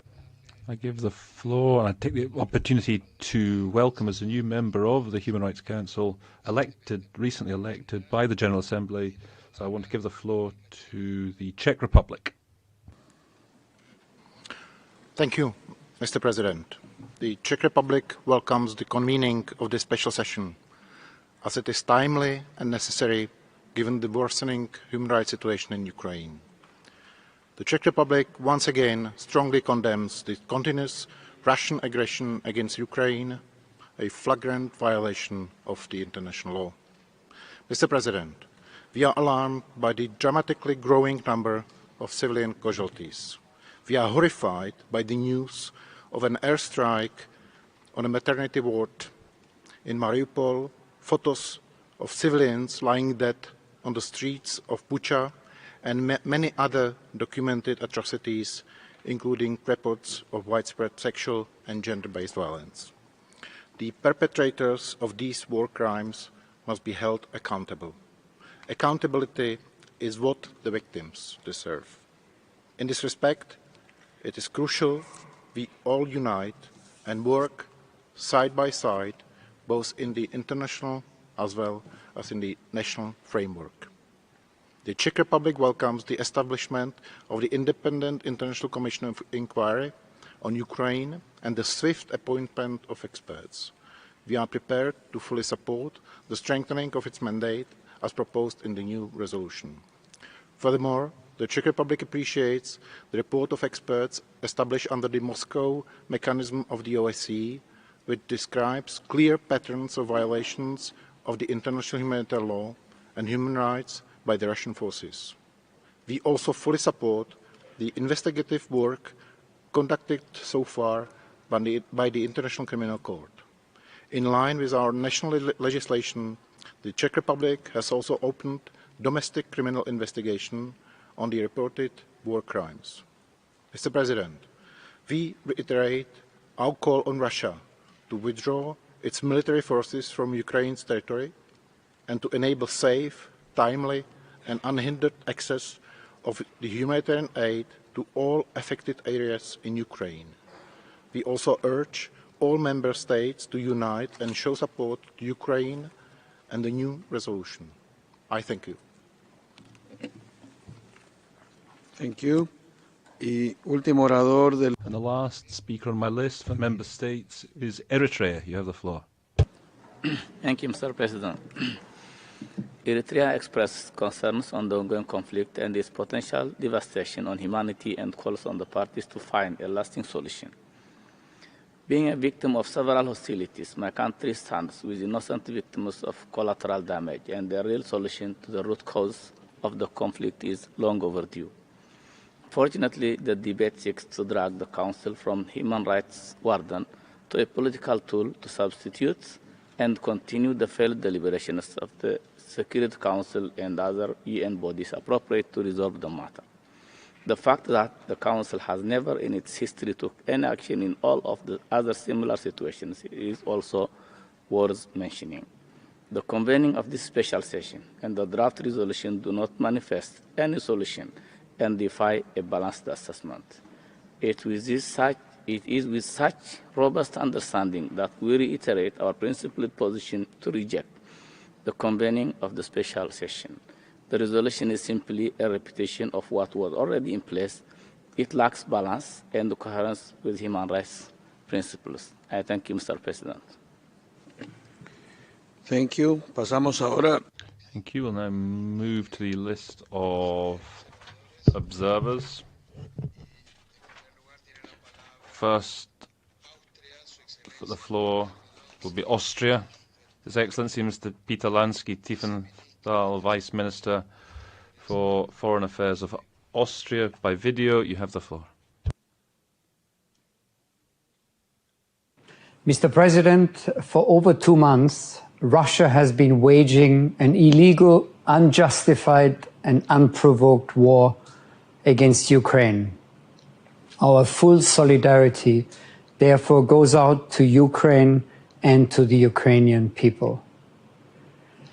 Almost on a daily basis, new horrific accounts of war crimes and atrocities reach us.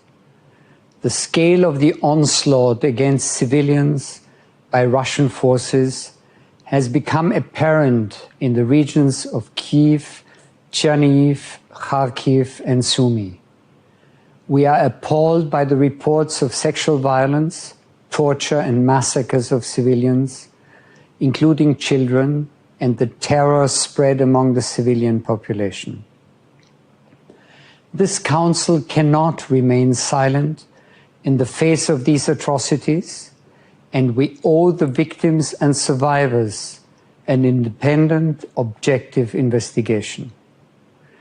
Therefore, Austria welcomes the proposal by Ukraine to strengthen the existing mandate of the Commission of Inquiry, which operates out of Vienna. Thank you. Thank you. Tiene la palabra Romania. Thank you very much. Romania has the floor. His Excellency Mr. Cornel Ferita, Secretary of State of Romania, by video statement. Mr. President, Romania commends the convening of this special session. We are looking forward to the adoption of the Council resolution condemning the deteriorating human rights situation in Ukraine. We encourage all Human Rights Council members to vote in favor, reiterating this forum's strong stance in defending international law, including human rights and international humanitarian law, as well as Ukraine's independence, sovereignty, and territorial integrity. We condemn the atrocities uncovered so far in Ukraine. Russia's unlawful and unprovoked war and attacks against civilians and civilian facilities in complete defiance of international humanitarian law must end. Our common steadfast support for Ukraine is necessary more than ever. No effort should be spared to ensure accountability. There can be no peace without justice. Our country is playing its part. Romania remains committed to help all civilians in need, in Ukraine or seeking refuge in Romania. We joined other state parties to the Rome Statute in a referral to the prosecutor of the International Criminal Court to investigate any acts of war crimes, crimes against humanity, and genocide possibly committed on the territory of Ukraine. We support concretely other targeted international efforts to investigate human rights and international humanitarian law violations. Romania stands ready to contributing to this effort and to the rebuilding of Ukraine. Thank you for your attention. Thank you. Tiene la palabra Canadá. Canada has the floor. Mr. President, Canada continues to be horrified by President Putin's unprovoked and unjustifiable war on Ukraine. The brutality inflicted on Ukrainians by the Russian forces and the disregard for international humanitarian and human rights law and human life is shocking. As we have heard today, some of the most chilling accounts of violations of international humanitarian law have come out of liberated areas in Mariupol. Russian forces shelled a theater in Mariupol being used as a bomb shelter, instantly killing hundreds of civilians, including children. They blocked civilian access to food, water, and vital medicine, cut off electricity despite freezing temperatures, and attacked civilians trying to escape. Let us be clear, Russia is solely responsible for this crisis. Russia has attacked one of the breadbaskets of the world, destroying Ukraine's capacity to supply the world with food and blockading its ports from being able to export grains and other goods. Russian aggression is impacting the rights and livelihoods of countless who live far and away from the conflict. We've also seen widespread reports of sexual violence, torture, civilians killed in cold blood and their bodies burned, and attacks on schools, hospitals, and residential areas. Canada and the international community will use every tool available to hold the Russian government accountable. We urge it to fulfill its obligations under international humanitarian and human rights law.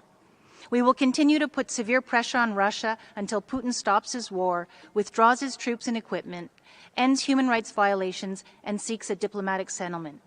Canada stands in solidarity with the people of Ukraine. Thank you. Gracias. Thank you very much. Colombia has the floor.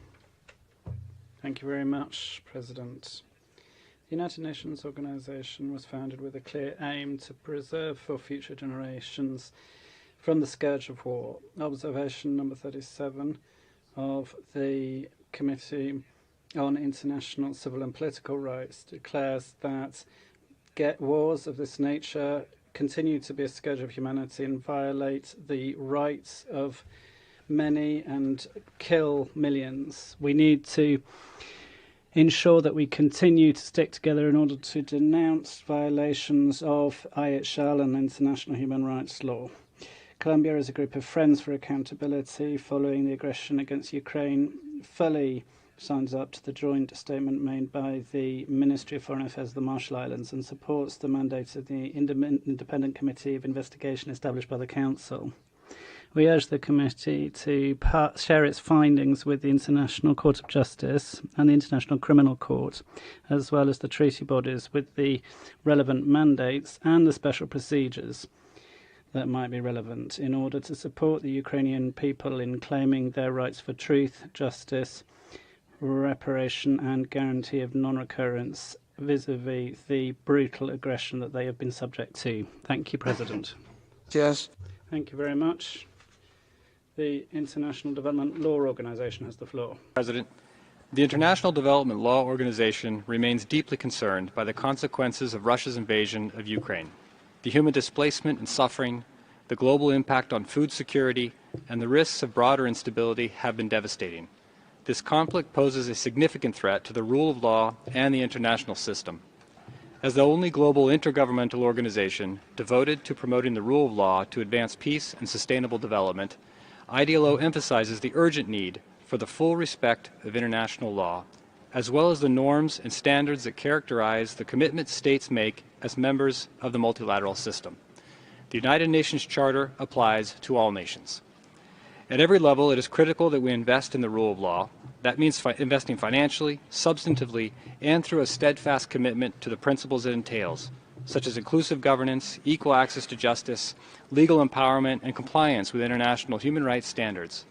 The rule of law is a cornerstone of peace and development.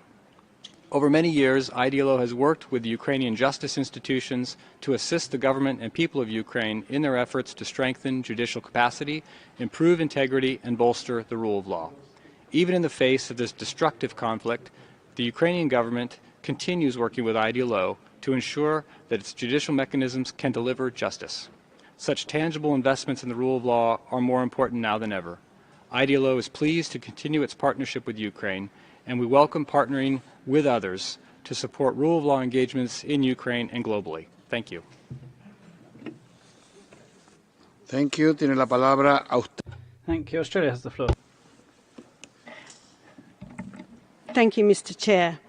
Australia condemns in the strongest possible terms Russia's unprovoked and unjust and illegal invasion of Ukraine. We are appalled by the horrific acts perpetrated by Russian forces, including torture, mass executions, rape, starvation and forced deportations.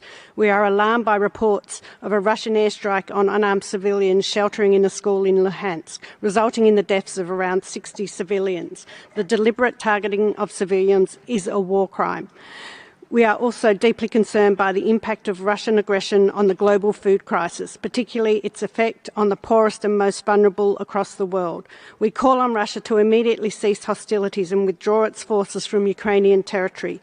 Russia must respect its obligations under international humanitarian and human rights law and ensure protection and safety for all people, including persons with disabilities. The Commission of Inquiry will be critical to investigating and reporting on evidence of abuses of human rights and violations of international humanitarian law and related crimes, including in Kyiv, Cherniv, Kharkiv and Sumy regions, and to holding perpetrators accountable. Australia's support for Ukraine's sovereignty and territorial integrity and for the people of Ukraine is unwavering. We join calls for the High Commissioner to report on the situation in Mariupol at the 50th session of the Human Rights Council. Thank you. Gracias. Thank you. Peru has the floor. Thank you, President. We're grateful to the High Commissioner for the presentation made and for the rigorous work done by that office. The Republic of Peru has noted that this Council has once again seen it necessary to urgently address the grave and persistent complaints of violations of human rights and IHL in Ukraine at the root of Russian aggression, which often have constituted and might constitute war crimes. We express our rejection of the indiscriminate shelling of inhabited areas, causing the death of civilians, destroying hospitals, schools and other civilian infrastructure. We're horrified by the growing accusations of sexual violence against women, men, girls and boys, and we reaffirm the importance of guaranteeing for victims of these acts access to appropriate and safe support services. We condemn the reports of summary executions against civilians occurring in occupied areas such as Bucha, and we urge that these and other events such as cases of arbitrary detention and enforced disappearance and the use of torture are investigated fully. President, we call for the strict respect of IHL and IHRL and that all necessary measures are taken to protect the civilian population. We urge all parties to redouble their efforts to find a diplomatic, peaceful and negotiated solution in compliance with the principles and obligations enshrined in the United Nations Charter. Thank you very much. Gracias. Tiene la palabra. Thank you. Ireland has the floor. Thank you, Mr. President. Ireland aligns with the EU statement and thanks the High Commissioner and other speakers for their updates. Ireland is appalled by the scale of civilian casualties and destruction being caused daily by Russia's illegal and unjustifiable invasion of Ukraine. We reiterate our call for an immediate cessation of hostilities and withdrawal of Russian armed forces from within Ukraine's internationally recognised borders. The level of suffering being inflicted on the civilian population is unconscionable. We are horrified by the increasing number of allegations of sexual violence committed by Russian armed forces. We condemn utterly the use of sexual and gender-based violence, which has devastating lifelong consequences for individuals and communities.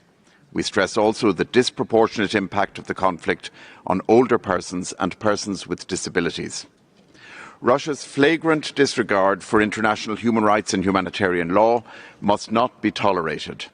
Ireland strongly supports the vital work of OHCHR, the Human Rights Monitoring Mechanism and the Commission of Inquiry and other international mechanisms to ensure perpetrators of violations and abuses are held to account.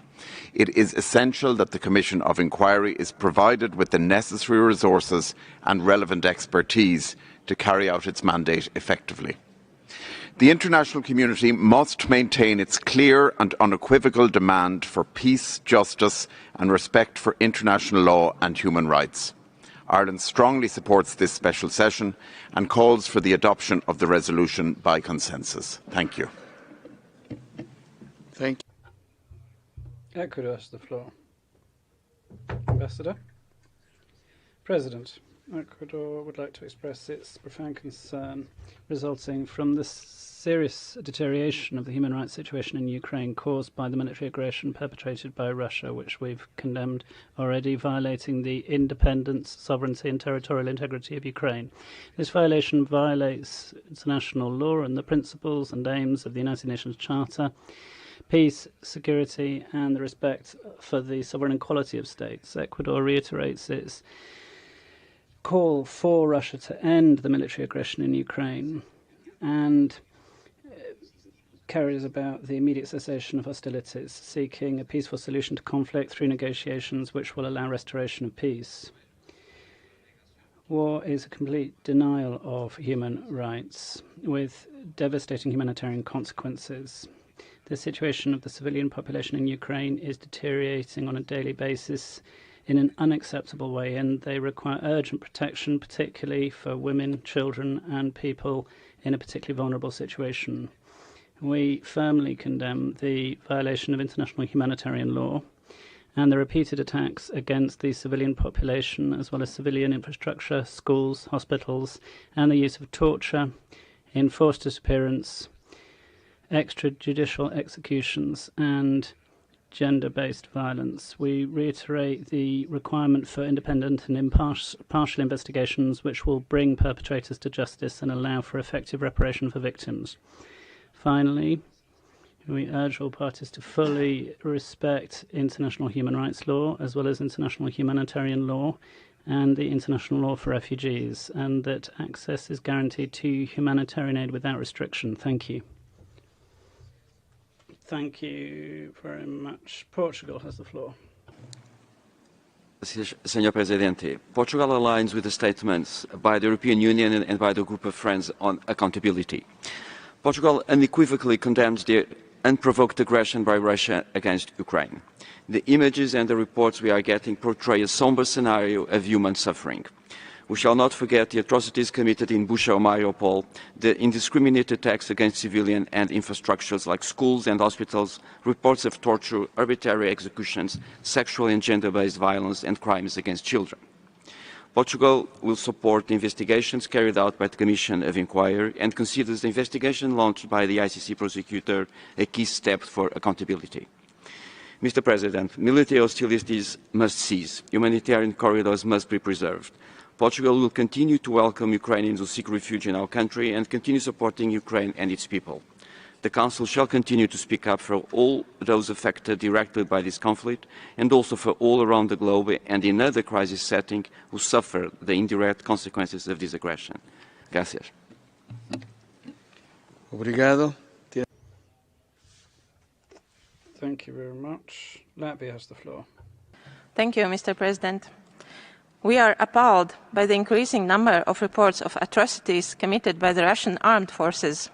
We strongly condemn forced deportations of Ukrainians to Russia, including children and their illegal adoptions in Russia. This is not the first time Russia has used forced deportations to decimate the occupied nation. For example, in 1941, the USSR forcibly deported approximately 100,000 people from the Baltic states, Ukraine, Moldova and Belarus to the far regions of Russia. Most of them died in exile. Latvia fully supports the work of all relevant accountability mechanisms, including the ICC investigation and the work of the Commission of Inquiry. We are also deeply concerned about the suffering the Russian aggression is causing in other regions of the world. The disruption to food systems and markets has led to decreased food availability and increased food prices. And this is not caused by sanctions. It is the direct result of Russia's blockade of Black Sea ports, preventing the export of tons of wheat, grain and corn. As long as Russia's invasion of Ukraine continues, food security worldwide will keep deteriorating.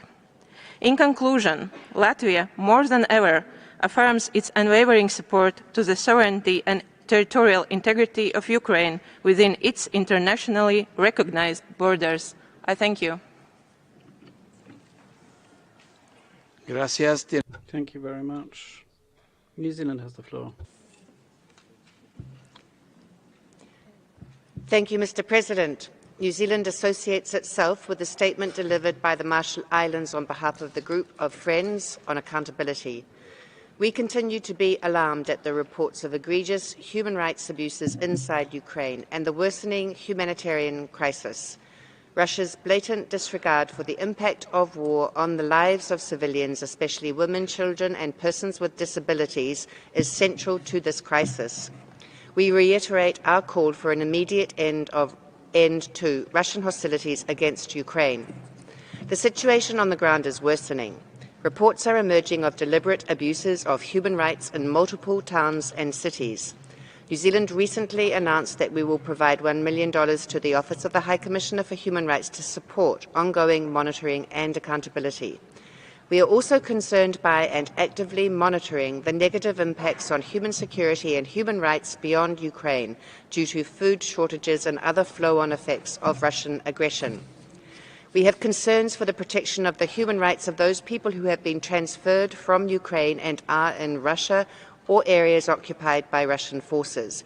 We call for transparency and international access to these people.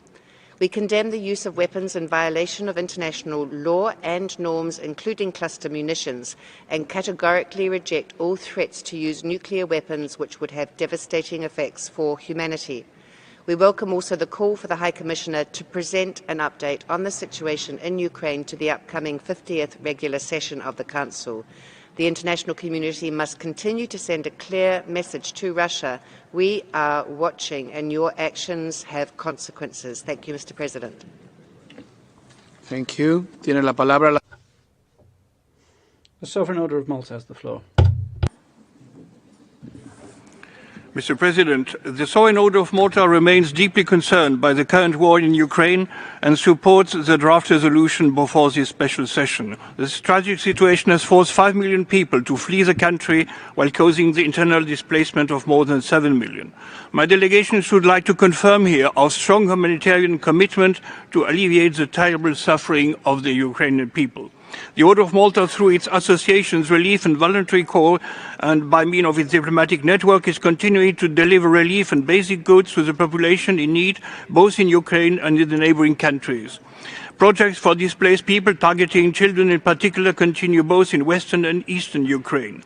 Accommodation is provided to displaced people in Lviv and Ivano-Frankivsk, and in Berehovo, the Order of Malta Ukraine manages a war horse in charge of the distribution of relief goods to IDPs, despite the lack of security and the difficulties of access. In Poland and Hungary, services for incoming refugees include shuttle services, medical points, and food distribution. In Romania, Slovakia, and Lithuania, the Order of Malta supports the relief operations by distributing aid. The Italian Relief Corps of the Order of Malta has deployed teams of volunteers to Romania. Many other national associations of the Order of Malta across Europe, let's mention here Germany and France in particular, but also in the United States, have offered support by organizing fundraising campaigns and shipping humanitarian goods. I thank you.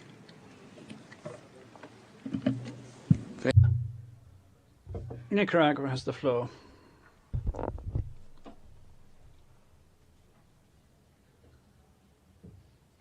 No microphone at the beginning of the statement.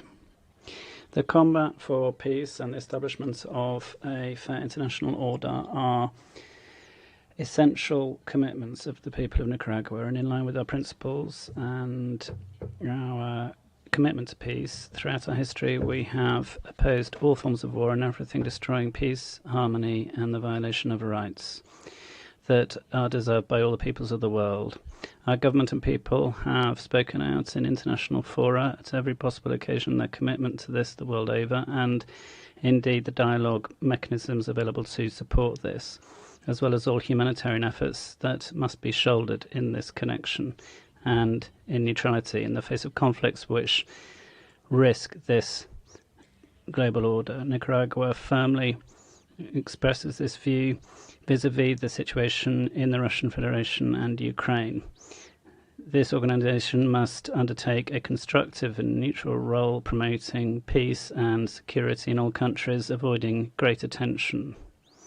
The events occurring in terms of violations of human rights, in particular the loss of life, fly in the face of the United Nations Charter, and the continued interventionist policies against states have exacerbated this. The coup in Ukraine in 2014 and subsequent ramifications have led to thousands of deaths and a series of events which have rolled over, and all of this to fuel Western interests.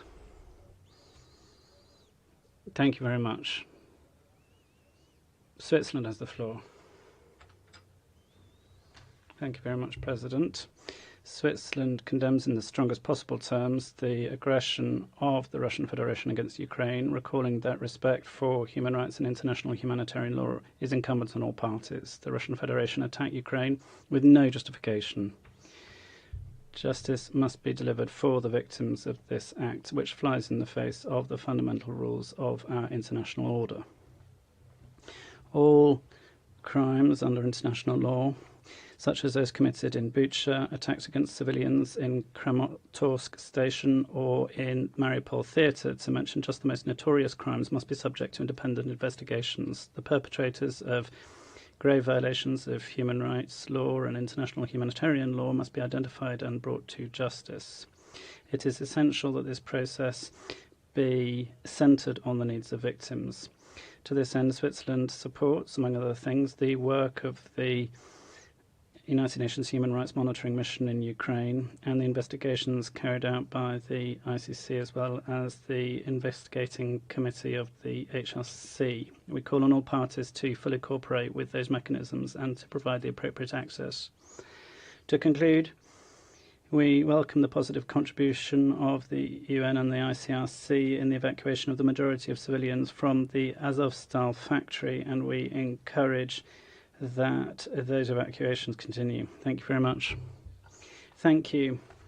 Albania has the floor. Mr. President, Albania aligns with the statement delivered by the Honourable Minister of the Marshall Islands on behalf of the Group of Friends of Accountability following the aggression against Ukraine. We wish to thank the OHCHR, especially the Human Rights Monitoring Mission in Ukraine, for their work to date in documenting violations of international humanitarian law and violations of human rights law in Ukraine. The brutality of Russia's unprovoked, unjustified, and illegal attack upon Ukraine is shocking. This is Russia's war of choice, a premeditated aggression against a sovereign country, a choice to commit unspeakable atrocities, a horror story of violations perpetrated against civilians, in the words of the High Commissioner. Russian forces retreating from Bucha and other Ukrainian towns left a shocking trail of violence behind. We can only imagine the situation in besieged Mariupol. Russia's unlawful aggression against Ukraine must end. It is crystal clear that there can be no impunity for the torrent of atrocities committed against the people of Ukraine. The victims of Russia's illegality have the right to truth, justice, and reparations. The Commission of Inquiry can play a key role in advancing accountability in Ukraine, and we wish to assure the Commission of Albania's full support, including for the strengthening of its mandate. I thank you.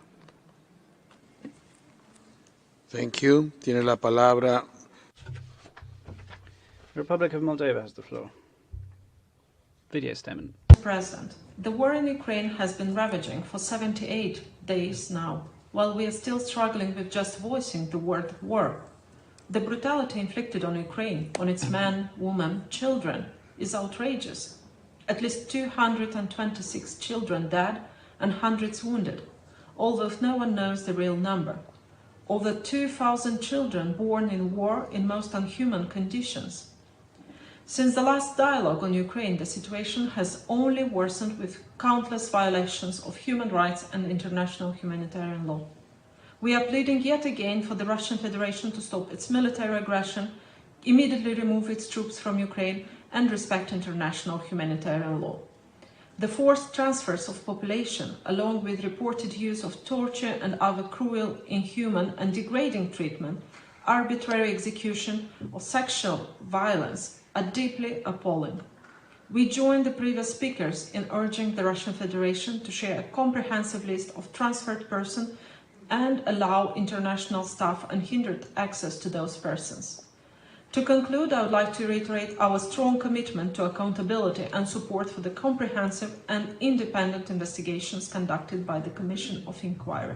Thank you.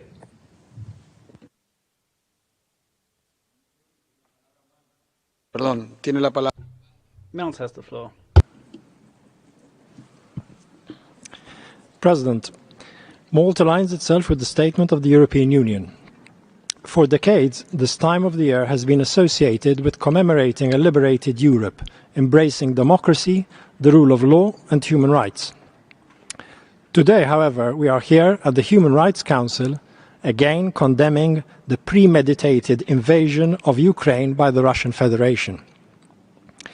Instead of celebrating the end of World War II and peace in Europe, we are remembering the innocent civilian victims of conflict in Kiev, Kharkiv, Bucha, Mariupol, and numerous other cities in Ukraine.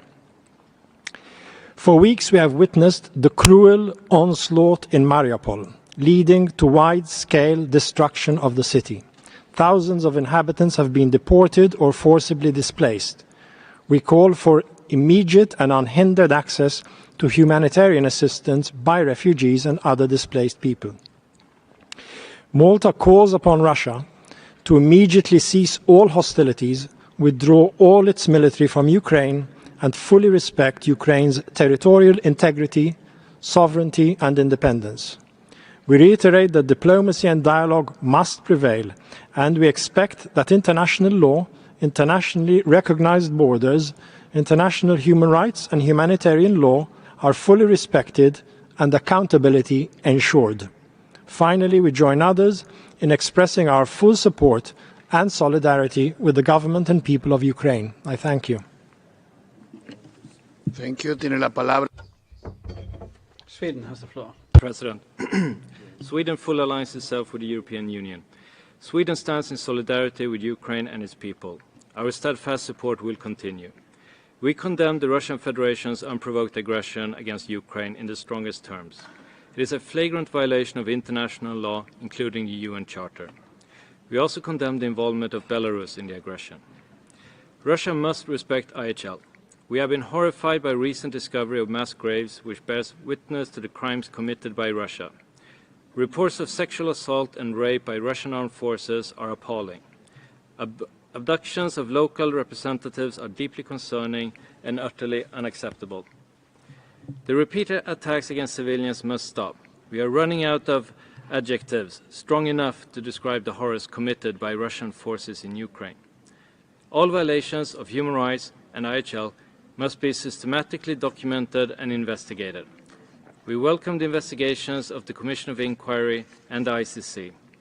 These and similar investigations are also an important deterrence. The world is watching. Perpetrators must and will be held to account. I thank you. Thank you. Tiene la palabra Belarus. Thank you, President. Belarus regrets that the tragic events and the death and suffering of civilians in Ukraine has, for a group of states, not a subject of a swift diplomatic settlement, but a bargaining chip in geopolitical brinkmanship. Now, there's the draft resolution which points to this, which one-sidedly interprets what's happening in the conflict. We note with concern the worsening humanitarian situation in the country, civilian victims, devastation of social infrastructure, the ongoing practice of detention of civilians against their will in conflict zones. We are concerned by the fact that the conflict in Ukraine is turning into a lucrative business for a number of Western states that are lavishing Ukraine with weapons. The profits are being scooped up by military corporations, and it's pouring oil on the fire of the conflict in Ukraine, and it could be a trigger for irreversible human losses and challenges when it comes to arms control, regional security and trying to combat international terrorism. This must not be allowed.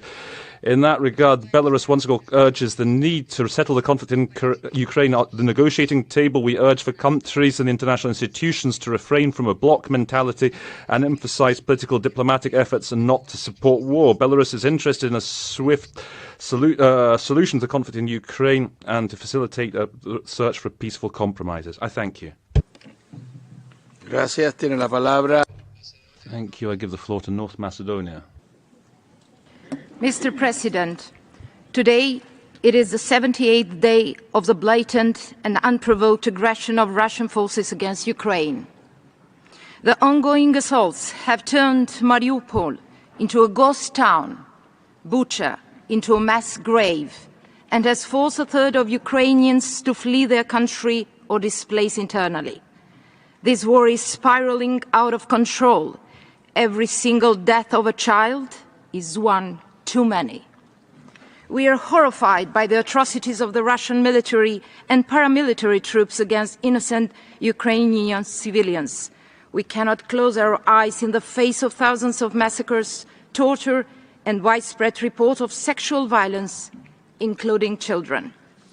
We stand with the people of Ukraine and reiterate our unwavering support for Ukraine's independence, sovereignty, and territorial integrity. We insist that all perpetrators of violence and abuse of human rights and international humanitarian law are held accountable. Hence, North Macedonia wholeheartedly welcomes Ukraine's proposal to strengthen the existing mandate of the Human Rights Council's Commission of Inquiry. Excellencies, dear colleagues, can we erase the black color from the little boy's drawing shown by the Ukrainian Deputy Minister? As Martin Luther King said, our lives begin to end the day we become silent about things that matter. Thank you. Thank you. Tiene la palabra Italia. I give the floor to Italy. Aligns itself with the statement delivered by the European Union and expresses deep concern for the further deterioration of the human rights situation in Ukraine, the increasing number of civilian casualties, and the ongoing humanitarian catastrophe caused by the unprovoked and unjustified military aggression by the Russian Federation against a sovereign country. The horrific developments and the unbearable human suffering recently documented by the OHCHR and other international organizations throughout Ukraine are shocking. The continued large-scale targeting of civilian infrastructures, including medical and education facilities, is unacceptable.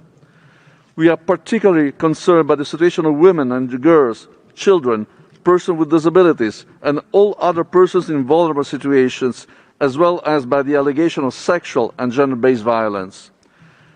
These atrocities and violation of international law must stop immediately, and those responsible must be brought to justice. Therefore, we renew our strong support for all efforts aimed at ensuring full accountability, including by the Commission of Inquiry, the OSCE Moscow mechanism, as well as the International Criminal Court. We are also extremely worried about the global economic challenges and negative impact of Russia's aggression against Ukraine, including on food security, in particular in the least developed countries. Italy renews once again its call on Russia to fully comply with its obligation under international law, immediately cease all military actions, and ensure safe corridors to evacuate the civilian population. In conclusion, I wish to reaffirm Italy's full solidarity and support for Ukraine and its people. I thank you. Grazie. Tiene la palabra. Thank you. I give the floor to Denmark. Mr. President, Denmark aligns itself with the statement by the EU. We reiterate our condemnation in the strongest possible terms of the unlawful Russian aggression against Ukraine. Every day we hear news of new horrific crimes committed by the Russian forces. We are appalled by the use of cluster ammunition and indiscriminate targeting of civilians and civilian infrastructure.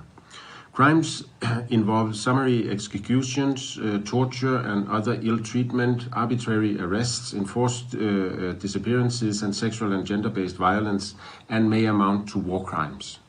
We remain deeply concerned about the impact of the Russian aggression on food security and the right to food, affecting in particular developing countries. We call upon Russia to immediately end its violence against civilians and civilian infrastructure and urge the full and immediate withdrawal of Russian forces from Ukraine.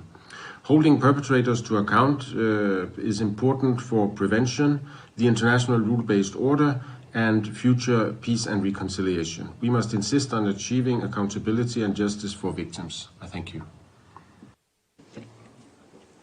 Thank you. Tiene la palabra Chile. Thank you. I give the floor to Chile. President, I wish to start by recalling the victims of the brutal war in Ukraine, a result of an invasion which violates the norms of international law, of international humanitarian law and the UN Charter. The Chilean government wishes to express once more its profound concern at the armed aggression by Russia and the violation of the sovereignty and territorial integrity of Ukraine. The gravity of the acts require a swift, compelling response from the Human Rights Council and of the international community, cooperating with a view to ending the conflict and ensuring accountability. Chile categorically condemns the use of force in international relations. We reiterate the call for dialogue to reach a peaceful solution to the conflict as per Article 2 of the UN Charter. That's why we urge Russia to withdraw its troops, respect the territorial integrity and sovereignty of Ukraine, and avoid the loss of any more innocent lives and material damage while respecting the Geneva Conventions. Chile entertains the hope that dialogue and negotiations will prevail to prevent a greater escalation of this conflict, which is a threat to international peace and security. Finally, we state the solidarity of the people of Chile with the millions of people in Ukraine affected by this war. I thank you.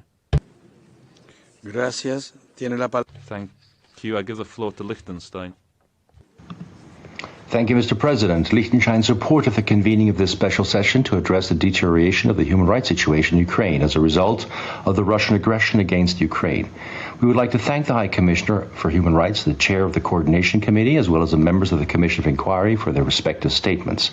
We are appalled by the systematic and widespread violations of human rights and humanitarian law in Ukraine, amounting to war crimes and crimes against humanity, overwhelmingly attributable to the Russian armed forces. The horrible pictures from Bucha, Mariupol, Kharkiv and other places in Ukraine have rendered us speechless.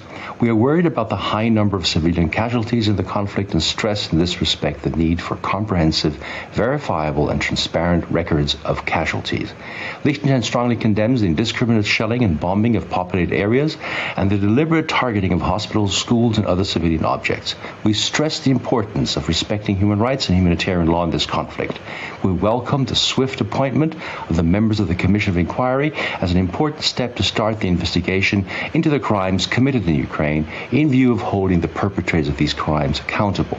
Moreover, we welcome the launch of an investigation into the situation in Ukraine by the prosecutor of the International Criminal Court. In conclusion, I would like to reiterate Liechtenstein's strong support for the Commission of Inquiry. I thank you. Thank you. Tiene la palabra Noruega.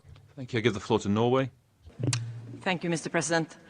Russia has chosen to start an unprovoked war of aggression against Ukraine. Norway condemns Russia's violation of international humanitarian law and violations and abuses of human rights. Norway calls on Russia to stop the deliberate targeting and destruction of civilian infrastructure, such as homes, hospitals and schools.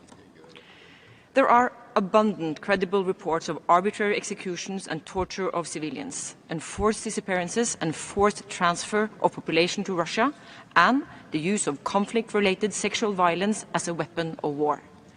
Such atrocities must be investigated and those responsible held to account. Norway supports the work of the OHCHR. We welcome the establishment of the Commission of Inquiry and urge all member states to ensure that it has sufficient financial resources and specialist expertise. Mr. President, Russia's invasion will have serious effects on global food security. The war has disrupted production and change of supply, and this will have a devastating impact on the most vulnerable people in all regions. This is Russia's responsibility. We urge Russia to stop the war. Russia must immediately, completely and unconditionally withdraw all of its military forces from the territory of Ukraine within its internationally recognized borders. Thank you, Mr. President. Thank you. Tiene la palabra Syria. Thank you. I give the floor to Syria. Mr. President, Syria believes in the importance of the role of this Council in promoting and protecting human rights based on the principles of universality and objectivity, away from politicization and double standards. The convening of this special session only 2 months after the urgent debate of the Council on Ukraine and the recycling of the previously adopted resolution come in the context of a systematic Western campaign to defame the Russian Federation and to serve agendas that seem to escalate the situation in Ukraine and obstruct a peaceful situation. The Council's contribution to the settlement of the crisis requires addressing the human rights situation in Ukraine in a non-selective manner, abandoning the policy of ignoring the systematic violations of human rights and atrocities committed against civilians in Donbass, and recognizing that imposing illegal, unilateral, coercive measures against the Russian Federation and dumping Ukraine with lethal weapons and mercenaries confirm the tendency of Western countries to escalate the situation and continue to threaten Russia's national security. Syria considers that the holding of this special session and the draft resolution before it, which ignores these facts and seeks to selectively blame the Russian Federation, is a failed recipe to address human rights issues in a fair and non-discriminatory manner. We urge Council members to reject it. Thank you, sir. Shukran. Thank you. I give the floor to Bulgaria. Gracias, Presidente. Bulgaria aligns itself with the statement made by the European Union. Bulgaria has been consistently supporting the sovereignty and the territorial integrity of Ukraine within its internationally recognized borders and stands firmly behind the Ukrainian people, the democratically elected institutions of Ukraine and their choice of a free and democratic Ukraine pursuing its European path. We reiterate our condemnation in the strongest possible terms of Russia's aggression against Ukraine, accompanied by gross human rights violations and breaches of international humanitarian law. We condemn the reported atrocities committed by the Russian armed forces in Ukraine. The attacks against the civilian population in Ukraine, the loss of lives, and the destruction of civilian infrastructure they bring are absolutely unacceptable and should be investigated. We urge the Human Rights Council to act swiftly at this session and to ensure that those responsible for violations and abuses of international human rights law and violations of international humanitarian law in Ukraine be held accountable. We expect the Commission of Inquiry created to this effect to become fully operational as soon as possible. We call on Russia to fully comply with its obligations under international humanitarian law and to ensure safe and unhindered humanitarian assistance and access to all those in need, including women, children, the elderly and the disabled. We are profoundly concerned that the humanitarian crisis in Ukraine has already led to the displacement of more than 13 million people. Bulgaria has received by now more than 230,000 Ukrainian refugees. We will continue to provide further support to the suffering people of Ukraine. For all these reasons, Bulgaria supported the convocation of this special session and calls on all Human Rights Council members to support the adoption of the draft resolution tabled by Ukraine. Thank you. Gracias. Tiene la palabra. Thank you. I give the floor to Uruguay. Thank you, President. Uruguay follows with grave concern the human rights situation in Ukraine as a result of the military aggression by the Russian Federation. We reaffirm our firm condemnation of this flagrant violation of international law. We gravely regret the impact of the conflict on civilians, which include children whose lives and human rights have been unjustly affected. At the same time, we reiterate our call for an immediate ceasefire and our support for continuing diplomatic efforts and negotiations as the only way to reach a swift solution that would allow and enable lasting peace. Uruguay reaffirms its firm support for the Commission of Inquiry created by this Council in March. We trust it will be able to deliver on its important mandate independently and impartially, having access to all Ukrainian territory. We state our firm support also for the monitoring work that's been carried out by OHCHR and the Council's special procedures, echoing their concerns at the grave impact of the conflict on human rights. We trust the Council will be able to effectively deliver it on its important responsibilities with regards to this lamentable conflict, which will once again show the commitment that the majority of the community has to respect for international law and humanitarian law. Therefore, we support the draft resolution presented. Thank you. Gracias. Tiene la palabra Turquía. Thank you. I give the floor to Turkey. Mr. President, we support Ukraine's sovereignty and territorial integrity, including Crimea. We reject breaches of fundamental principles of the UN Charter and the military aggression on Ukraine. This war is wrong. It should not have started in the first place. Now we have all the terrible consequences of war, including great human suffering, death, and the violations of international human rights and humanitarian law, as documented by the Human Rights Monitoring Mission in Ukraine. We are also concerned by the long-term and broader consequences of the conflict on human rights in Ukraine and the world at large. The international community cannot afford the potential risks of such serious regional and even global complications. Images from various districts around Kiev, including Bucha and Irpin, as well as from Mariupol and other Ukrainian cities, are appalling. We share the pain of the people of Ukraine. Targeting innocent civilians and civilian infrastructure can never be accepted. Identifying perpetrators and bringing them to account through independent investigations are of utmost importance. Since the early days of the war, we have been seeking an humanitarian ceasefire and a way to open humanitarian corridors. We believe it is necessary to keep dialogue channels open for a peaceful solution and the easing of the humanitarian situation. We should do all we can to keep the diplomatic track going. Turkey will continue to work towards achieving peace without delay. I thank you. Gracias. Tiene la palabra. Thank you. I give the floor to Croatia. Thank you, Mr. President. Croatia aligns with the EU statement. Croatia continues its strong condemnation of the military aggression by Russia against Ukraine, which dramatically deteriorated human rights situation in the country.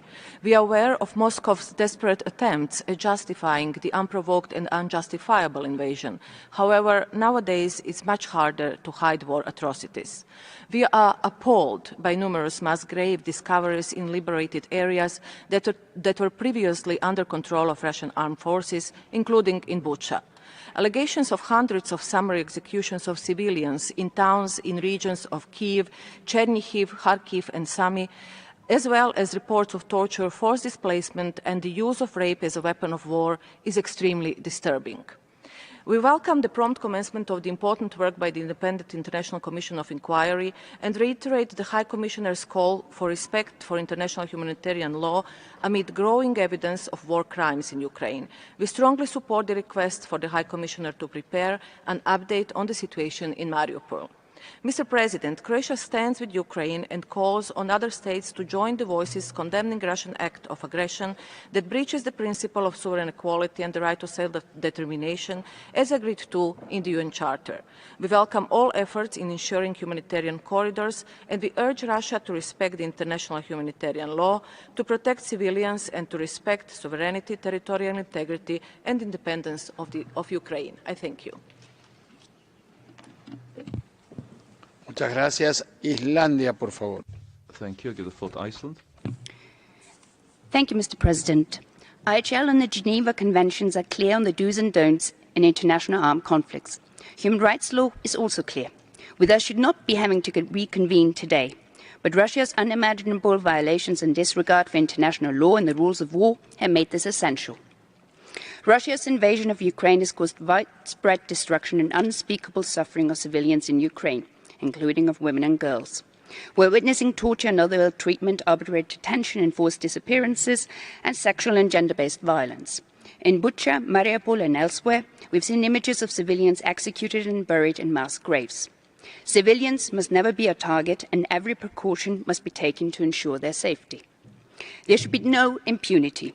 The Commission of Inquiry will play a central role in collecting evidence and ensuring accountability for the crimes committed.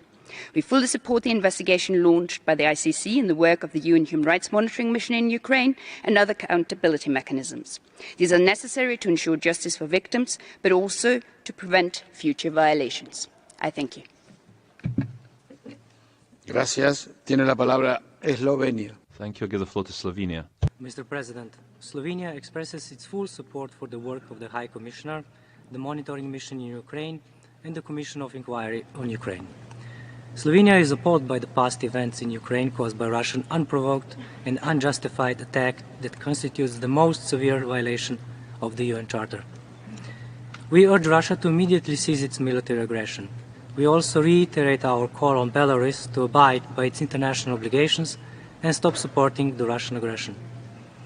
We express grave concern over numerous reports on growing number of civilian casualties, especially women, children, and older persons. My country is appalled by attacks on schools and hospitals, indiscriminate killings, torture, and the use of sexual violence as the weapons of war.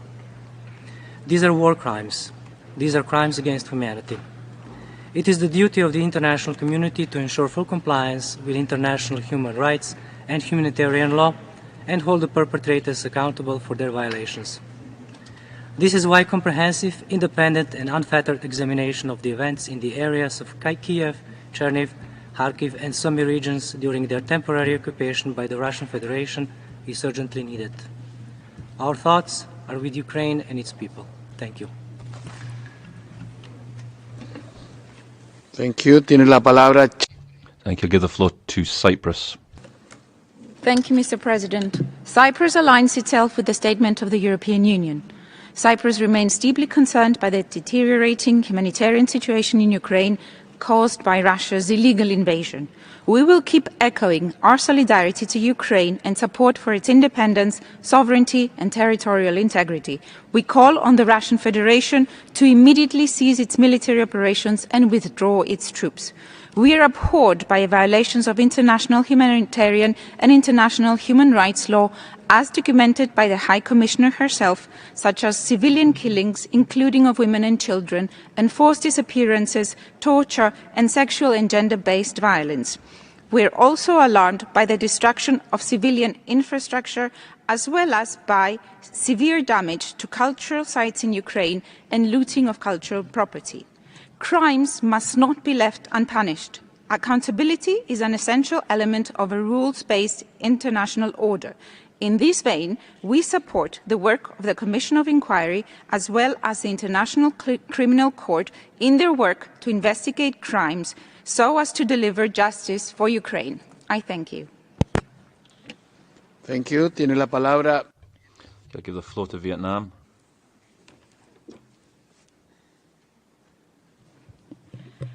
Mr. President, Vietnam reaffirms its principled support for the settlement of international disputes by peaceful means in accordance with fundamental principles of international law and the Charter of the United Nations.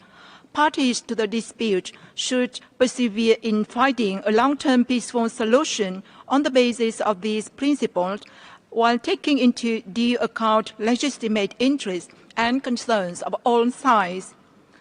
We once again raise our objection to concerns over all forms of attack against civilian population in violation of international humanitarian and human rights law, especially attacks that result in large civilian casualties or damage to critical civilian infrastructure. Vietnam welcomes the humanitarian assistance that the United Nations and the international community have extended to the people of Ukraine. In a neutral, fair, and transparent manner, we are willing to take part in these efforts. In this regard, the government of Vietnam would provide about $500,000 in humanitarian aid to Ukraine, and this fund would be channeled through international organizations. Finally, we echo the growing call for prompt, safe, and unhindered humanitarian access to an evacuation of people affected by the conflict in Ukraine, including foreign nationals. I thank you, Mr. President. Thank you. Tiene la palabra España. Thank you. I give the floor to Spain. Thank you, President. Spain aligns with a statement by the EU. Spain reiterates its firm condemnation of the Russian aggression against Ukraine and the appalling violations of international law and international IHL. Information we've received from humanitarian agencies and the OHCHR observation mission are alarming. Women and children have borne the brunt of this war. Spain is very troubled at the genuine danger of them being victims of exploitation and trafficking, as a number of UN agencies have warned. Attacks against schools and hospitals are a flagrant violation of IHL, and we demand immediate cessation thereof. Peace in Ukraine will be impossible without justice for the victims. Spain will support all efforts to ensure that the perpetrators of those acts are held accountable. With more than 40 countries, we've supported the inquiry by the ICC. We also support the work being carried out by the OHCHR observation mission, as well as by the Commission of Inquiry established by this Council. All those efforts should be coordinated and be mutually reinforcing so that the investigations are effective, adopting a victim-centred approach so that the atrocities don't go unpunished. This war of aggression recalls us the need to continue to protect the principles of IHL, human rights and the values that underpin the international order. Therefore, we urge the Russian Federation to fully, immediately cease its aggression and to deliver on its obligations under international law. Thank you. Gracias. Tiene la palabra Grecia. Thank you. I'll give the floor to Greece.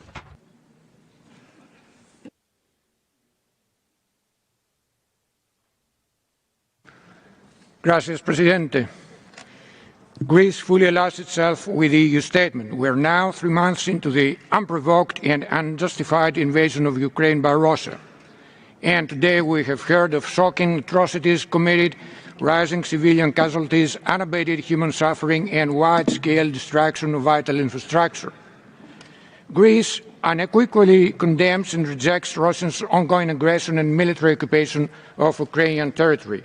We condemned all actions that may amount to war crimes taking place in besieged cities in Ukraine, and in particular in Mariupol, home to a centuries-old Greek community, 120,000 strong, that suffers immensely as we speak. Greece is appalled by the serious violations of human rights and international humanitarian law in Ukraine. In that vein, we welcome the investigation launched by the International Criminal Court prosecutor. We also support the Commission of Inquiry and its work. We stress the need for cooperation among states, civil society and international mechanisms in order to ensure that perpetrators of all violations will be held to account. Excellencies, we call on Russia to respect Ukraine's sovereignty and territorial integrity and abide by the principles of international humanitarian and human rights law. All crimes should not go unpunished. We stand in solidarity with the people of Ukraine. Thank you. Gracias. Thank you very much. And the last speaker this morning, Timor-Leste has the floor. Muito obrigada, Sr. Presidente. Timor-Leste welcomes the organization of this special session on the deteriorating human rights situation in Ukraine stemming from Russian aggression. 78 days have passed since Russia invaded Ukraine, and it is the second time this year that the Council is addressing the deteriorating human rights situation in Ukraine. As a country that knows firsthand that war brings benefit to no one, Timor-Leste is saddened that peace and ceasefire have not been achieved in Ukraine.